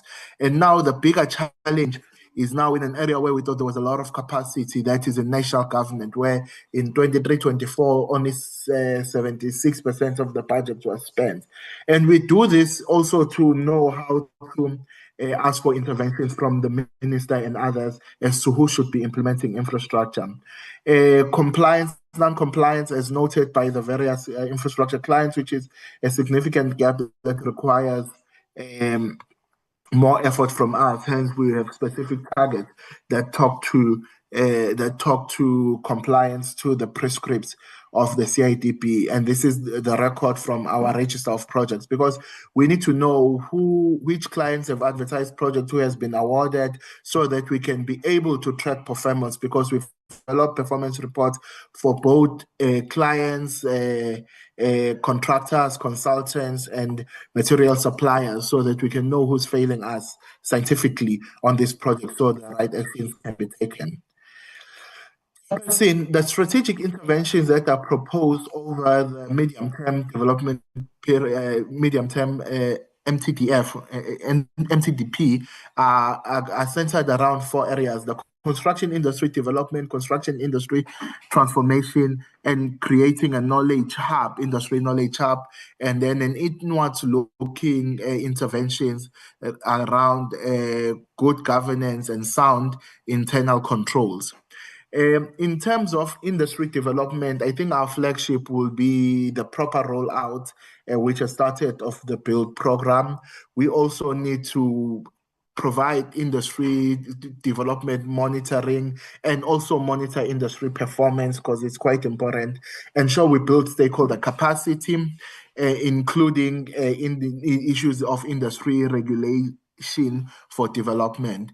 Around transformation, we need to issue guidelines on development and procurement, and then develop an enabling environment for an inclusive industry for the marginalized group. Ensure that we monitor compliance, and then we simplify industry requirements to enable the construction industry to perform. Around research and development, we need to increase our research output, especially around topical issues that, if resolved, can inform policy, and that policy becomes catalytic. The digitalization of the sector is we've done research on it, on areas around blockchain and procurement and others. We need to ensure that that enters into policy and improve our stakeholder management, because there is a lot of, in the construction industry, you really have to move with everyone if you are to succeed, because there are those that are project implementers like your IDT, contractors, and many other stakeholders that we need to be taken into consideration. We need to also, around governance and internal control, we need to ensure financial sustainability of the CIDB, over time, reducing the dependence on the fiscus, as we are able to collect our own revenue from contractors and infrastructure clients. We need to ensure retention of skills, and starting programs there also to ensure that we can also train our own, because the CIDB is a little bit of a unique animal in a sense that you can get engineers from the industry, but you need to get engineers that are more inclined on policy development. So it's better to train our own, and we are in a recruitment process of hiring the best and the brightest to join us as graduate trainees and interns, and also maintain positive audit outcomes that we've worked so hard over the past 3-4 years to ensure that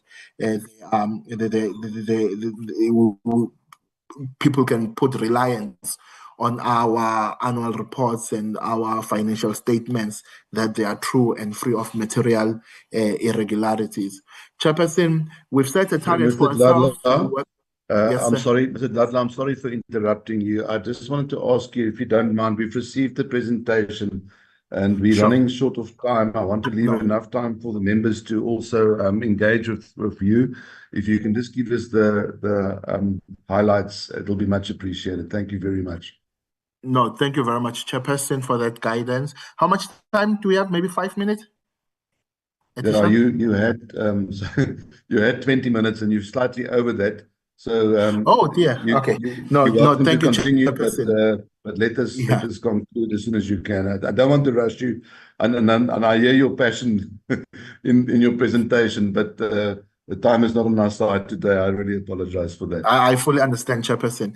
Chairperson, honorable members, the baseline on our ownership target when we are developing the index, we are moving from 70% now on black ownership to 90%.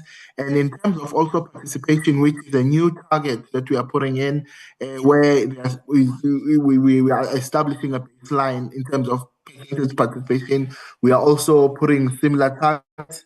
And then also, we also want to measure the business confidence scores, because it also reflects on people's confidence to invest in the construction industry, from 44% as a to 46, and also we will measure ourselves for CIDB sustainability against stakeholder perceptions of us, and then also maintain the clean audit to reduce our reliance on the government fiscus. So those are the guiding 5-year targets that we'll be working with. In terms of the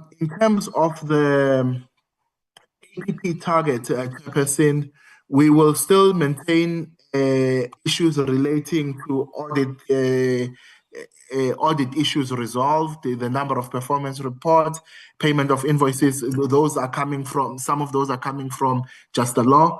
And then also the new ones that we are proposing for the year is the establishment of strategic partnerships, ensuring that we have a vacancy rate of, we filled at least 90% of our vacant positions. Well, 90% of the establishment. And then also a new target that we've introduced here is on employee satisfaction rating, because also we need to do right by our internal stakeholders. Chairperson, on the program number 3, program number 2 is on research and development, where we are increasing our target from 2 per year to 3 per year. And then what we are also adding is on regulation amendments, where we are proposing 1 regulation amendment for the new financial year on registration criteria to ensure that it infuses aspects of professionalism, as you've articulated, and also in our effort to improve compliance, we are writing to all non-compliant clients and following the HR process, and we are aiming to have that process done for 90% of the cases identified in 30 days. And also aiming for 98% of registrations within 21 days. And the 2% is really to account for other variable change, like if there's any disturbance in our registration services or any other areas relating to power, energy, and others. We will also produce reports that track on industry transformation, industry development, and then we'll also include new performance standards that will be presented to the board. On program 5, there are guidelines on procurement that must be developed to accompany the new regulations. We anticipate that one of those they will be developed this year. And then the guidelines on development also too under procurement and delivery. And our provincial offices must also do biannual report on interventions against the strategy that has been laid out on industry development and transformation, and then capacitation of 130 clients, and also the build program, which is really our cornerstone for development, where we are targeting 85% of expenditure on this. And we've not made it 100% in a sense that we continuously also fundraise from partners, but this money is purely set aside for development, and that doesn't, on a separate account, it doesn't get used up under any of the CIDB operations, except a small portion of overhead.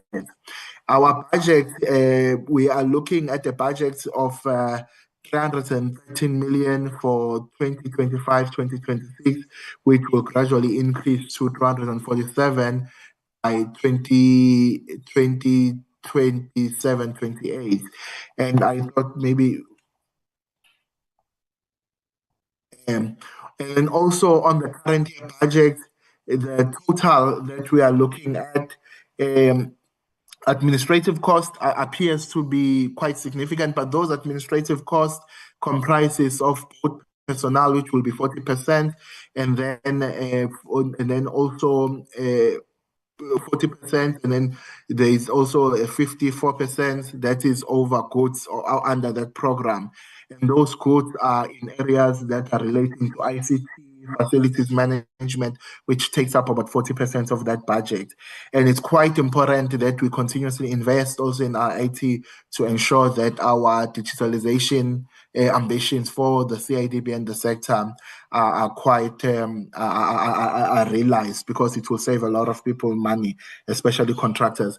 There is also an element that covers our regional presence in our 9 offices, where we are continuously investing in getting more spaces that will also be of use to our contractors.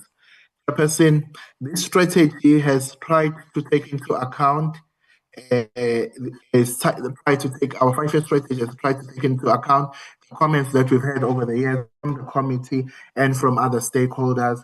It infuses the acceleration of the implementation of the build program, and also it focuses on areas where we need to improve efficiency, initiatives on compliance, explore technological advancements, and then ensure that the industry has better governance and regulation in it.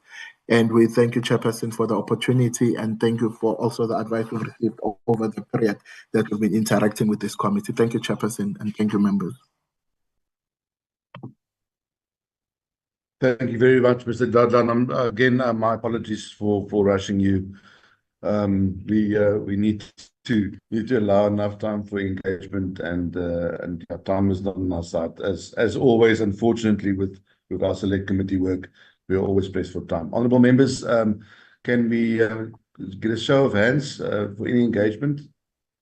Honourable Treza, you have your fastest finger, and then Honourable Skeerkogel. Let's start with that. So, Honourable Treza, can you start, please? And then Honourable Skeerkogel, and if we can please maintain the same discipline with regards to time management, it will be much appreciated. Thank you so much, members. Thank you very much, Chair, and thank you very much to the presenters and the department and the CIDB. I will go straight to the questions. Indeed, Chair, the state of rural road infrastructure development is perpetually rural in nature. Does the board has it in its primary program in rural municipalities, particularly in Mpumalanga, to develop local industries to provide, design, and produce locally sourced paving road materials? What is the CIDB's clear plan to restructure the construction industry in a manner that supports localized production of inputs such as cement, bricks, steel, and construction equipment as part of a broader governmental reindustrialization agenda to take it away from the overpriced, the susceptibility of the tendering system to overpricing and fixed pricing of contracts to curb corruption. On the second question relates to the budget cuts and program impact. Why has the department, the CIDB, implemented a 47.7 cut in procurement and development, and which specific transformation and contractor empowerment programs have been delayed or scaled down as a result? What enforcement action has the CIDB taken against contractors involved in stalled and incomplete public infrastructure projects? And what mechanisms are in place to ensure that public infrastructure projects are completed on time within the budget and to quality in terms of the provincial oversight that we did in Mpumalanga, wherein we found that there was no localization of sourcing of the material, there was stalling of projects. Thank you very much, Chair. Thank you, Honourable Treza. Honourable Skeerkogel, just stand by for me. Let us get Honourable Molokome to ask her questions. She's about to get on a bus. Molokome, please continue.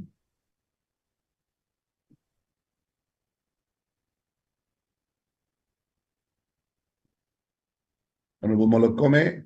Oh, thank you, Chairperson, and I was unable to mute myself. Thanks for the opportunity, Chairperson, and I think I've greeted honourable members on the platform. Chair, mine is only two questions, of which I just want the department the entity to clarify me when coming to that issue, because mostly when it's allegations, they'll just give us clarity on that mostly these companies, they are getting the grades while they did not do any job. So I want to check if the department is aware of that allegations, and if you have such you have encountered such corruption that is taking place in the department itself. So, and also I want to check how do you verify that the company is qualifying for instance, for grade 8 or grade 9, before you can award them the grading that you were indicating. And also the other one is in terms of the lower grades that are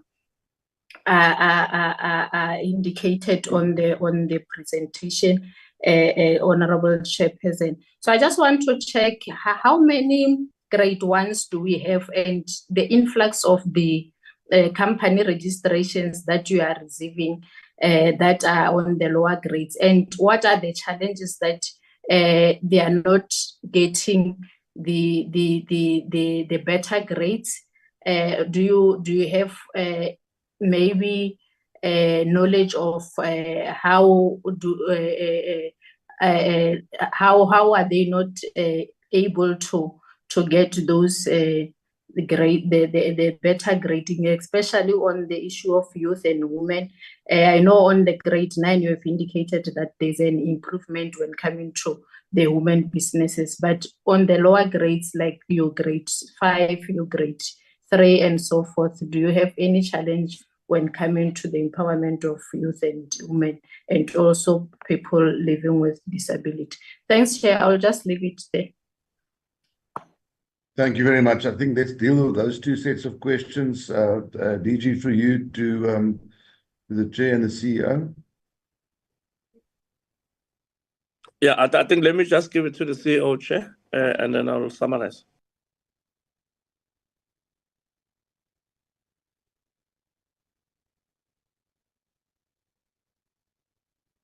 That's Thank you very much, Honorable Chairperson, and thank you very much to honorable members for those questions. In terms of the rural municipalities, our interventions are in a few folds. One would be capacitation, and I would really like to follow up maybe with a written response on how many, especially if we are looking at the province of Mpumalanga, because I don't have those figures with me, but during the course of the day, maybe I can get that. And then also one would be capacitation of infrastructure clients. And what we try and assist, because we don't hold projects ourselves, is to get the municipalities and the provincial government departments in each province to at least have a development policy that will be able to attract the previously disadvantaged through contractor development programs. And we also capacitate them on how to deliver infrastructure faster through IDMS and others. We also introduced a standard that looked at a compulsory subcontracting to local communities on the various projects. And that is the indirect targeting standard that we have introduced. In terms of the localization of, we play an advocacy role more than anything on the city. Usually the Department of DTIC, trade competition that would designate certain materials. What we do is we do an impact assessment on what it would mean for the construction industry. And then other companies have found loopholes around this. For instance, when we say we have to use, for instance, local cement, and then local under DTIC is defined as South Africa, and then you'll find foreign companies bringing in raw materials and then mixing it here in clay. So there are even challenges with that type of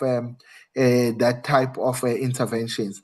Around the budget cut on the procurement and development initiatives, what we have done, we've consolidated all the development work through the build program, because these were small-scale development initiatives that we would do as a CIDB. But now we've established a purely developmental arm of the CIDB, which is the build unit, which we had introduced 2 years ago. And you will see there has been a significant increase in budget to that, which outweighs significantly what we were spending at a small scale under the procurement. So we have not dropped any initiatives. In fact, we've accelerated initiatives like construction management systems, which we started off this financial year in Cape Town, the city of Cape Town, training contractors in that. Those initiatives have been training contractors across the country, starting initially with women-owned construction companies. And we are also now working on the assessment of prior learning and the closing of those gaps that have been identified in that. So in fact, the developmental initiatives have increased from the CIDB perspective, from 12 million, I think last year to this year, we are looking at over 70 million. Chairperson, there was a question around what action do we take to deal with contractors that are failing us.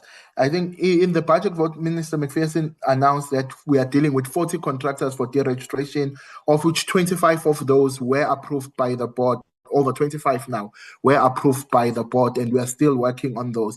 We are first dealing with all the cases that we have known to us, where clients have reported, or through media, we can find out which projects are failing. But we are also trying to also create a deterrent, because we are really looking at, and hence we also moved our registration services online so that it makes investigations easier where someone has submitted fraudulent documents. Honorable Molokomi has raised a similar question around allegations of people getting grades without having done any work. We are, whenever a case is raised to us, either through, during our normal registration process, what we've tried to do is that people will make applications in the various provinces or online, and then that application is assessed by an assessor which sits in a different province to those who are doing the review, which is sort of the auditing process of that. But we've realized over time that that is also not enough on its own. So we rely on those that have projects that have failed to check if there are issues with their registration, or when we get issues through hotline issues. And those are the cases. I think currently we have nearly 300 cases that we are investigating, many at advanced stages, but already there were those ones 40 that we were quite confident that we will be successful in deregistration. In addition to that, the issue has been tested also in court, where contractors have tried to question our powers around the deregistration, which we were successful in. And then in terms of the lower grades, I think we have grade ones, it's quite a lot. We have probably about 90 to 100,000 grade ones, because we have no barriers of entry to the industry. But what we are introducing now is more of construction management guidelines. We've updated the manuals and the educational equipment so that people are better equipped before they enter into a construction industry as to what is the nature of the business. Because even at grade one, people are doing significant work. They can do up to 500,000 worth of work. So we need to ensure that they are better equipped. And we also, in order to ensure that there are opportunities for those, assisting infrastructure clients. We've only been successful with 32 now in terms of contractor development programs, which take about 1,500 contractors. Yes, it's a drop in the ocean on the larger scale, but it's a more sustainable approach. At 100,000, I don't think it's a sustainable number for grade ones. I don't think the size of our construction industry will have enough work for those. But when you start going up the grades, people can access work much more easier as the competition drastically reduces. The main challenges in terms of getting those people work, it's just the number of projects that are there. We've introduced standards on compulsory subcontracting on large projects, grade 7 and above. It is helping in a way, but it's not covering the full set of 100,000 that we have. But in terms of the deregistration of fraudulent contractors, those are the minister's priority, the board's priority, and our priority, because it really helps us clean the industry of bad actors that are unable to even finish projects because they don't have the skill or the expertise to do so. Thank you, Chairperson. Thank you very much, Mr. Dadla. We appreciate that. Honorable Skierkogel. Thank you, Chairperson. Where's that? My questions now. All right. I just want to find out what specific provisions in the CIBD amendment bill from 2024 are aimed at addressing the CIDB's limited enforcement powers. It was noted in the SWOT analysis that there's a bit limitation on that. So what are the specific provisions to empower that? Then what is with the internal compliance and monitoring? What steps is the CIDB taking to reduce the non-compliance of the ROP, the Register of Projects, because there's the infractions increased from 506 to 1,246 over the 4 quarters of 2023 and 24. So what we'll be doing to do that? Then especially with transformation and development with this with the CIDB, how much will the CIDB how much will they add to the BUILD, the Build Fund, that will go to specifically skills development versus the enterprise finance, and what outcomes are we expecting with these emerging contractors? Because I know that every time there's a tender or a public contract going out, a lot of the small businesses run around and they get their CIDB certificate, but how much can we help them to empower them so that they can move to higher grades? And then my last question on that, Chairperson, so what are the interventions that are being taken to increase, and that things that it latches on the Build Fund that goes towards skills development, to increase youth ownership? Because currently it's just around 12% in contractors from grades 2 to 9. And then how are these interventions aligned with to reach the empowerment goals that the CIDB has set out for themselves in the strategic plan? And that is it. Thank you, Chairperson.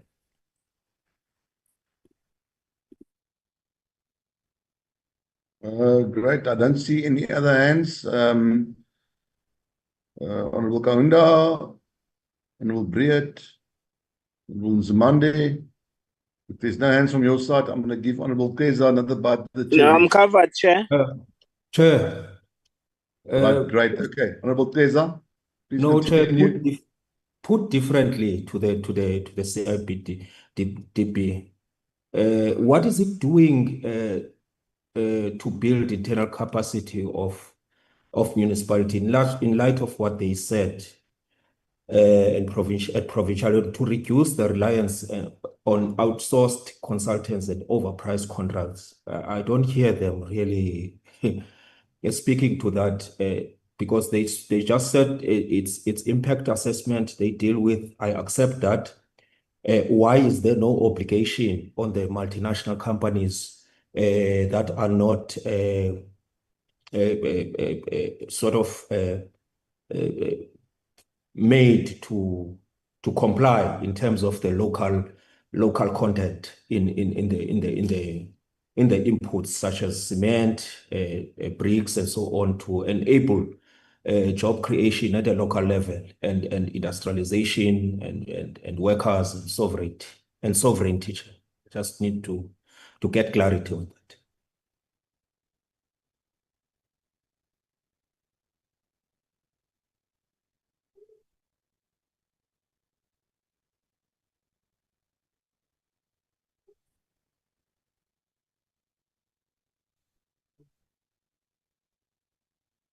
Chairperson, may I go ahead? Yeah, please continue, Mr. Tata.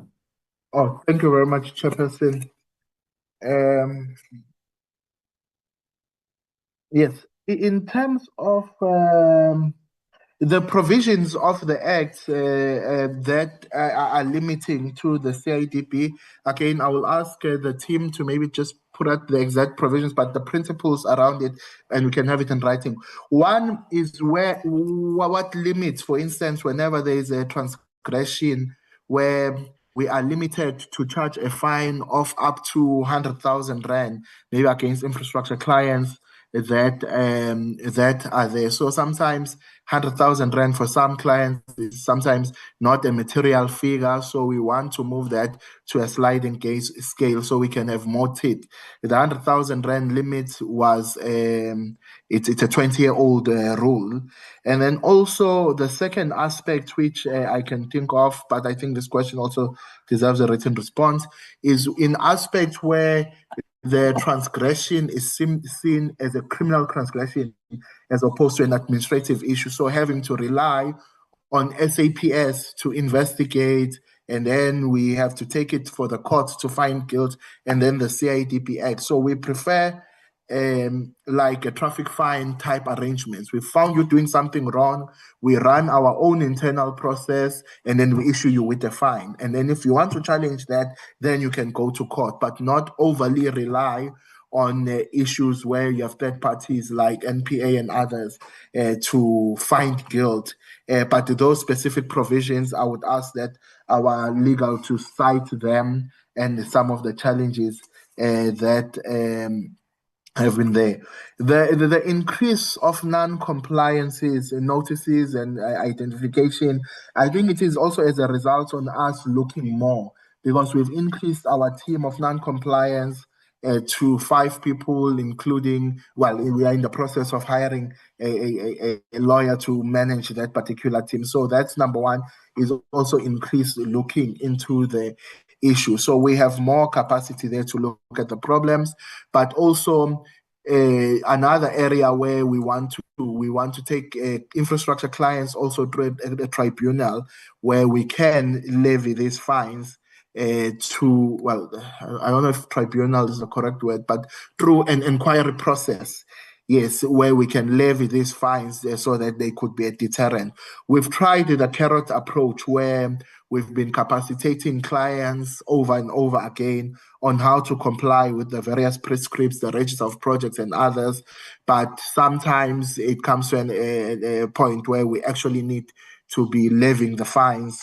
And we've also highlighted in the various min-max where we are invited, even in human settlements, where to the executive authorities, we highlight those entities and clients that are not performing. In terms of the build fund is structured in this way where 40% of the money that we collect will have to go to skills development and enterprise development, which is split 50-50%. And then there's other aspects, the 40% is also on developmental finance, where we need to be developing new products for loans, and hence the partnership that the board chairperson, where we've already transferred 100 million to CIFA to help with issues about bridging finance in a developmental manner, not grants, but loans, and then also issues of performance guarantees and others that have been put in place. But in terms of improving the quality in terms of the skills development, beyond the initiatives that we do through universities, through the centers of excellence for training of students, but we also have the aspects of where we are trying to build these businesses, especially when you're starting at grade 5, 6, and 7 now, to more structured, more resilient businesses by having construction management systems in place, and also construction management systems in place and the certification thereof, because those are also becoming a way for clients to do their risk mitigation. They will either say you must have an ISO system or an SABS approved system. So we developed a SABS system with South African Bureau of Standards that looks at environmental quality and health and safety combined in one to also reduce the cost as compared to, for instance, to an ISO system. That has been rolled out in all provinces where we have contractors that are interested, and it's quite successful. It also reduces the time on the other side. In terms of increasing the youth, we were aiming at the regulation amendments. Honorable members, the board, I think just over a year or two ago, they approved the regulation they proposed regulation amendments where you are looking at built environment graduates, young built environment graduates, to say if someone has studied through a degree of construction management, civil engineering, or quantity surveying, they are not as high of a risk as a grade 1 who's just coming from outside the industry. For those people, especially if they have if they are just fresh from school, then they would get to register not at grade 1 but at a higher grade. But if people are coming having worked professionally registered, they can register at higher grade. So that's one of the areas where we thought it could really rally young people towards the construction industry, and we improve ownership patterns there, because it really brings benefit to having experience in the sector. The other aspect in terms of youth, as I've indicated, through our centers of excellence, we train no less than 40 honors, masters, and PhD students in the built environment through just the 2 centers of excellence that we have. But also, when we go out in terms of our training initiatives, we set our own internal target for youth participation in order for them to benefit from the build program. Honorable Ekeza, in terms of the building internal capacity in municipalities to reduce reliance on consultants and other PSPs, our interventions so far at municipality has been on training them around procurement prescripts and how to move projects. We have not built fundamental skills like getting professional engineers and others into the municipalities. We haven't had that capacity in the past. And it's something that we could potentially look at to say how best can we also contribute in that. I know entities like MISA and the CBE are trying to do that kind of work to ensuring that the internal staff members are professionally registered, but ours has been on infrastructure delivery and capacitation and hand-holding around that. We've not dealt with those fundamental skills of ensuring someone either has a degree or a registration in that discipline that would allow them to practice as a professional engineer. But the gap is definitely there in terms of delivery. So I'll get advice from the board on how we can best incorporate that in future strategies.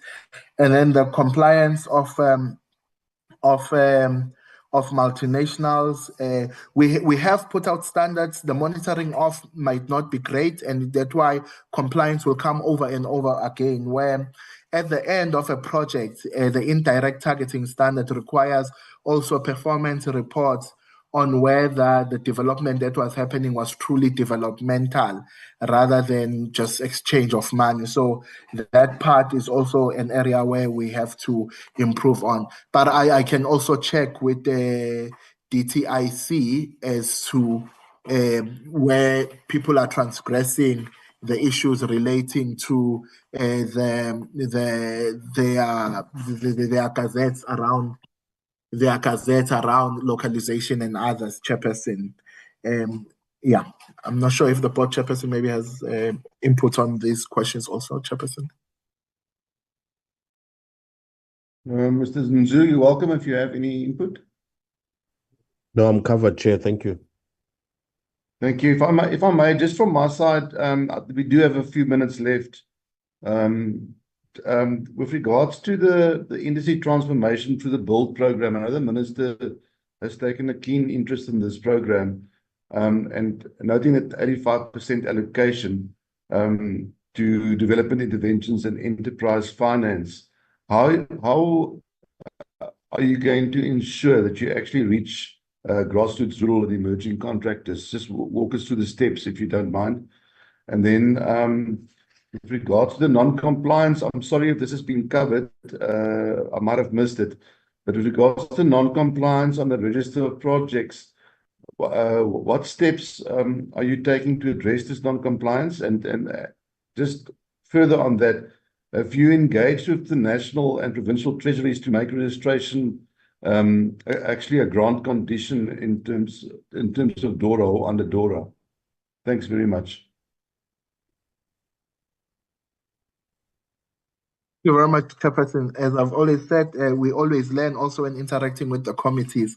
In terms of how do we ensure grassroots levels on the build program, Chairperson, we currently have also even this year road shows in all provinces where we are inviting SMMEs, youth-owned and women-owned SMMEs to highlight, one, the opportunities in the build program and the registration thereof. That's number one. Number two, on our online platforms, where when you come and interact with the CIDB in our offices, you will also, in any office now, start seeing also, in addition to the registration that you will do, you are informed of also the opportunities that exist in the build program. You will see the CIDB also partners with a lot of industry associations, the Master Builders South Africa, SFSEC, BBCBE, even in their conference, because we also rely on those ones to disseminate information to their members as to the opportunities that are available. We work very closely also with universities. University of Johannesburg, Walter Sisulu, DUT, TUT. It's also sponsored a lot of conferences there to also ensure that we can reach them before they even become businesses, whilst they are still students. Also precisely on the build program. Build program is what we spend most of our marketing money on. In terms of the non-compliance chairperson to the register of projects, what we did was we signed an MOU with the Auditor General where we issue information to them also. But that MOU is still, our working relationship with them is still developing in this area because we think it will be an important one. Because when they go and audit infrastructure clients, they also check as for compliance to the ROP, the Register of Projects, and the build program, because these are laws. It's not something that is you do if you like to. So we are hoping that also that will cause a deterrent. What we've been able to do this year is that they will audit for it in the current financial year, but they will not raise material findings up until they sort out also internally whether it would meet the standards of raising material irregularities or what's the other word? Or significant findings, if I can call it that. So we are cultivating that relationship with the AG when they audit. But definitely we can also write to the provincial treasuries to also establish a similar arrangement for grant purposes, to saying this becomes an additional step. The other important MOU, Honorable Chairperson, that we signed was one with the Department of Labor for those projects that are grade 7 and above. And you will see their new construction health and safety regulations. They will now, the proposal is that they will require you to have the CIDB register of project number before you can get your construction permits. Compliance with construction permits is relatively higher than with us. So we are also seeing that could also be an avenue for us to be able to register. So these are the types of partnerships that we, even in our APP now, appear as strategic partnerships, because they will really push both the build program, but they also help us to know what is really happening in the country as it relates to infrastructure, so that any intervention at a policy level is informed by the realities in the ground, Chairperson. I hope we have answered, but we'll definitely take on the issue of provincial treasuries and the DORA grants, Chairperson. Thank you. That's great. Thank you very, very much for that. Are there any concluding remarks, DG, from your side or from the Chair, Mr. Nzo? Nothing from us, Chair. I think the C has covered me quite well. Okay, maybe, Chair? Please continue, DG. Yeah, thank you very much, Chair. I think we really want to extend our appreciation for the meeting, Chair, and also the questions that were raised by the committee, and also further request that the committee, where there are challenges that we've raised, to support us in other committees, because most of these things, I believe, as they move from one committee to the next, there's always an opportunity to support, especially where things have been given clarity in terms of us empowering members through our responses, etc. And then to indicate that, Chair, we will be providing those written responses as per the CEO's indication where there was a limitation in terms of our responses. And further to thank you, Chair, for really carrying the meeting in a manner that was very fair and also showing us some level of respect in terms of our work as we account to yourselves as members of parliament. Thank you very much, Chairperson. DG, thank you very much to you and your team. The BUILD program is an extremely exciting program, and I've taken note that there's going to be a roadshow in the BUILD program, and hopefully that schedule could be shared with us as a committee, and some of the committee members might find the time in their respective provinces to go and attend the BUILD program roadshow. I think there's much to be learned from that, and it's a very exciting program. DG, thank you very much for all the hard work that you do, and thank you very much for the CIDB. We really appreciate what you do. You have to realize that the country can only move forward infrastructurally with your inputs, and we really appreciate that from you. And with that, I'd like to say thank you for attending this meeting, and you are now excused. I just want to do a little announcement with the members of the committee, but you're welcome to take your leave. Thank you very much. Thank you, members. Honourable members, thank you very much for your patience in this and staying with us. Just we've reached the notification from the Department of Planning, Monitoring and Evaluation not be able to attend the meeting that we have scheduled for next week. They have an engagement in Mpumalanga with the hosting of the DG20, so they're going to have a problem next week.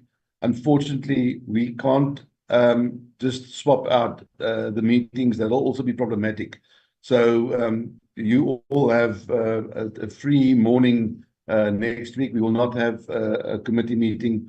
We will then schedule the catch-up committee meeting for the 29th of July, which will be our last committee meeting before we break for this term. So I trust that you will find that in order, honourable members, and then we will also deal with the minutes of the previous meeting at our next meeting. So with that, I'd like to thank you for your attendance.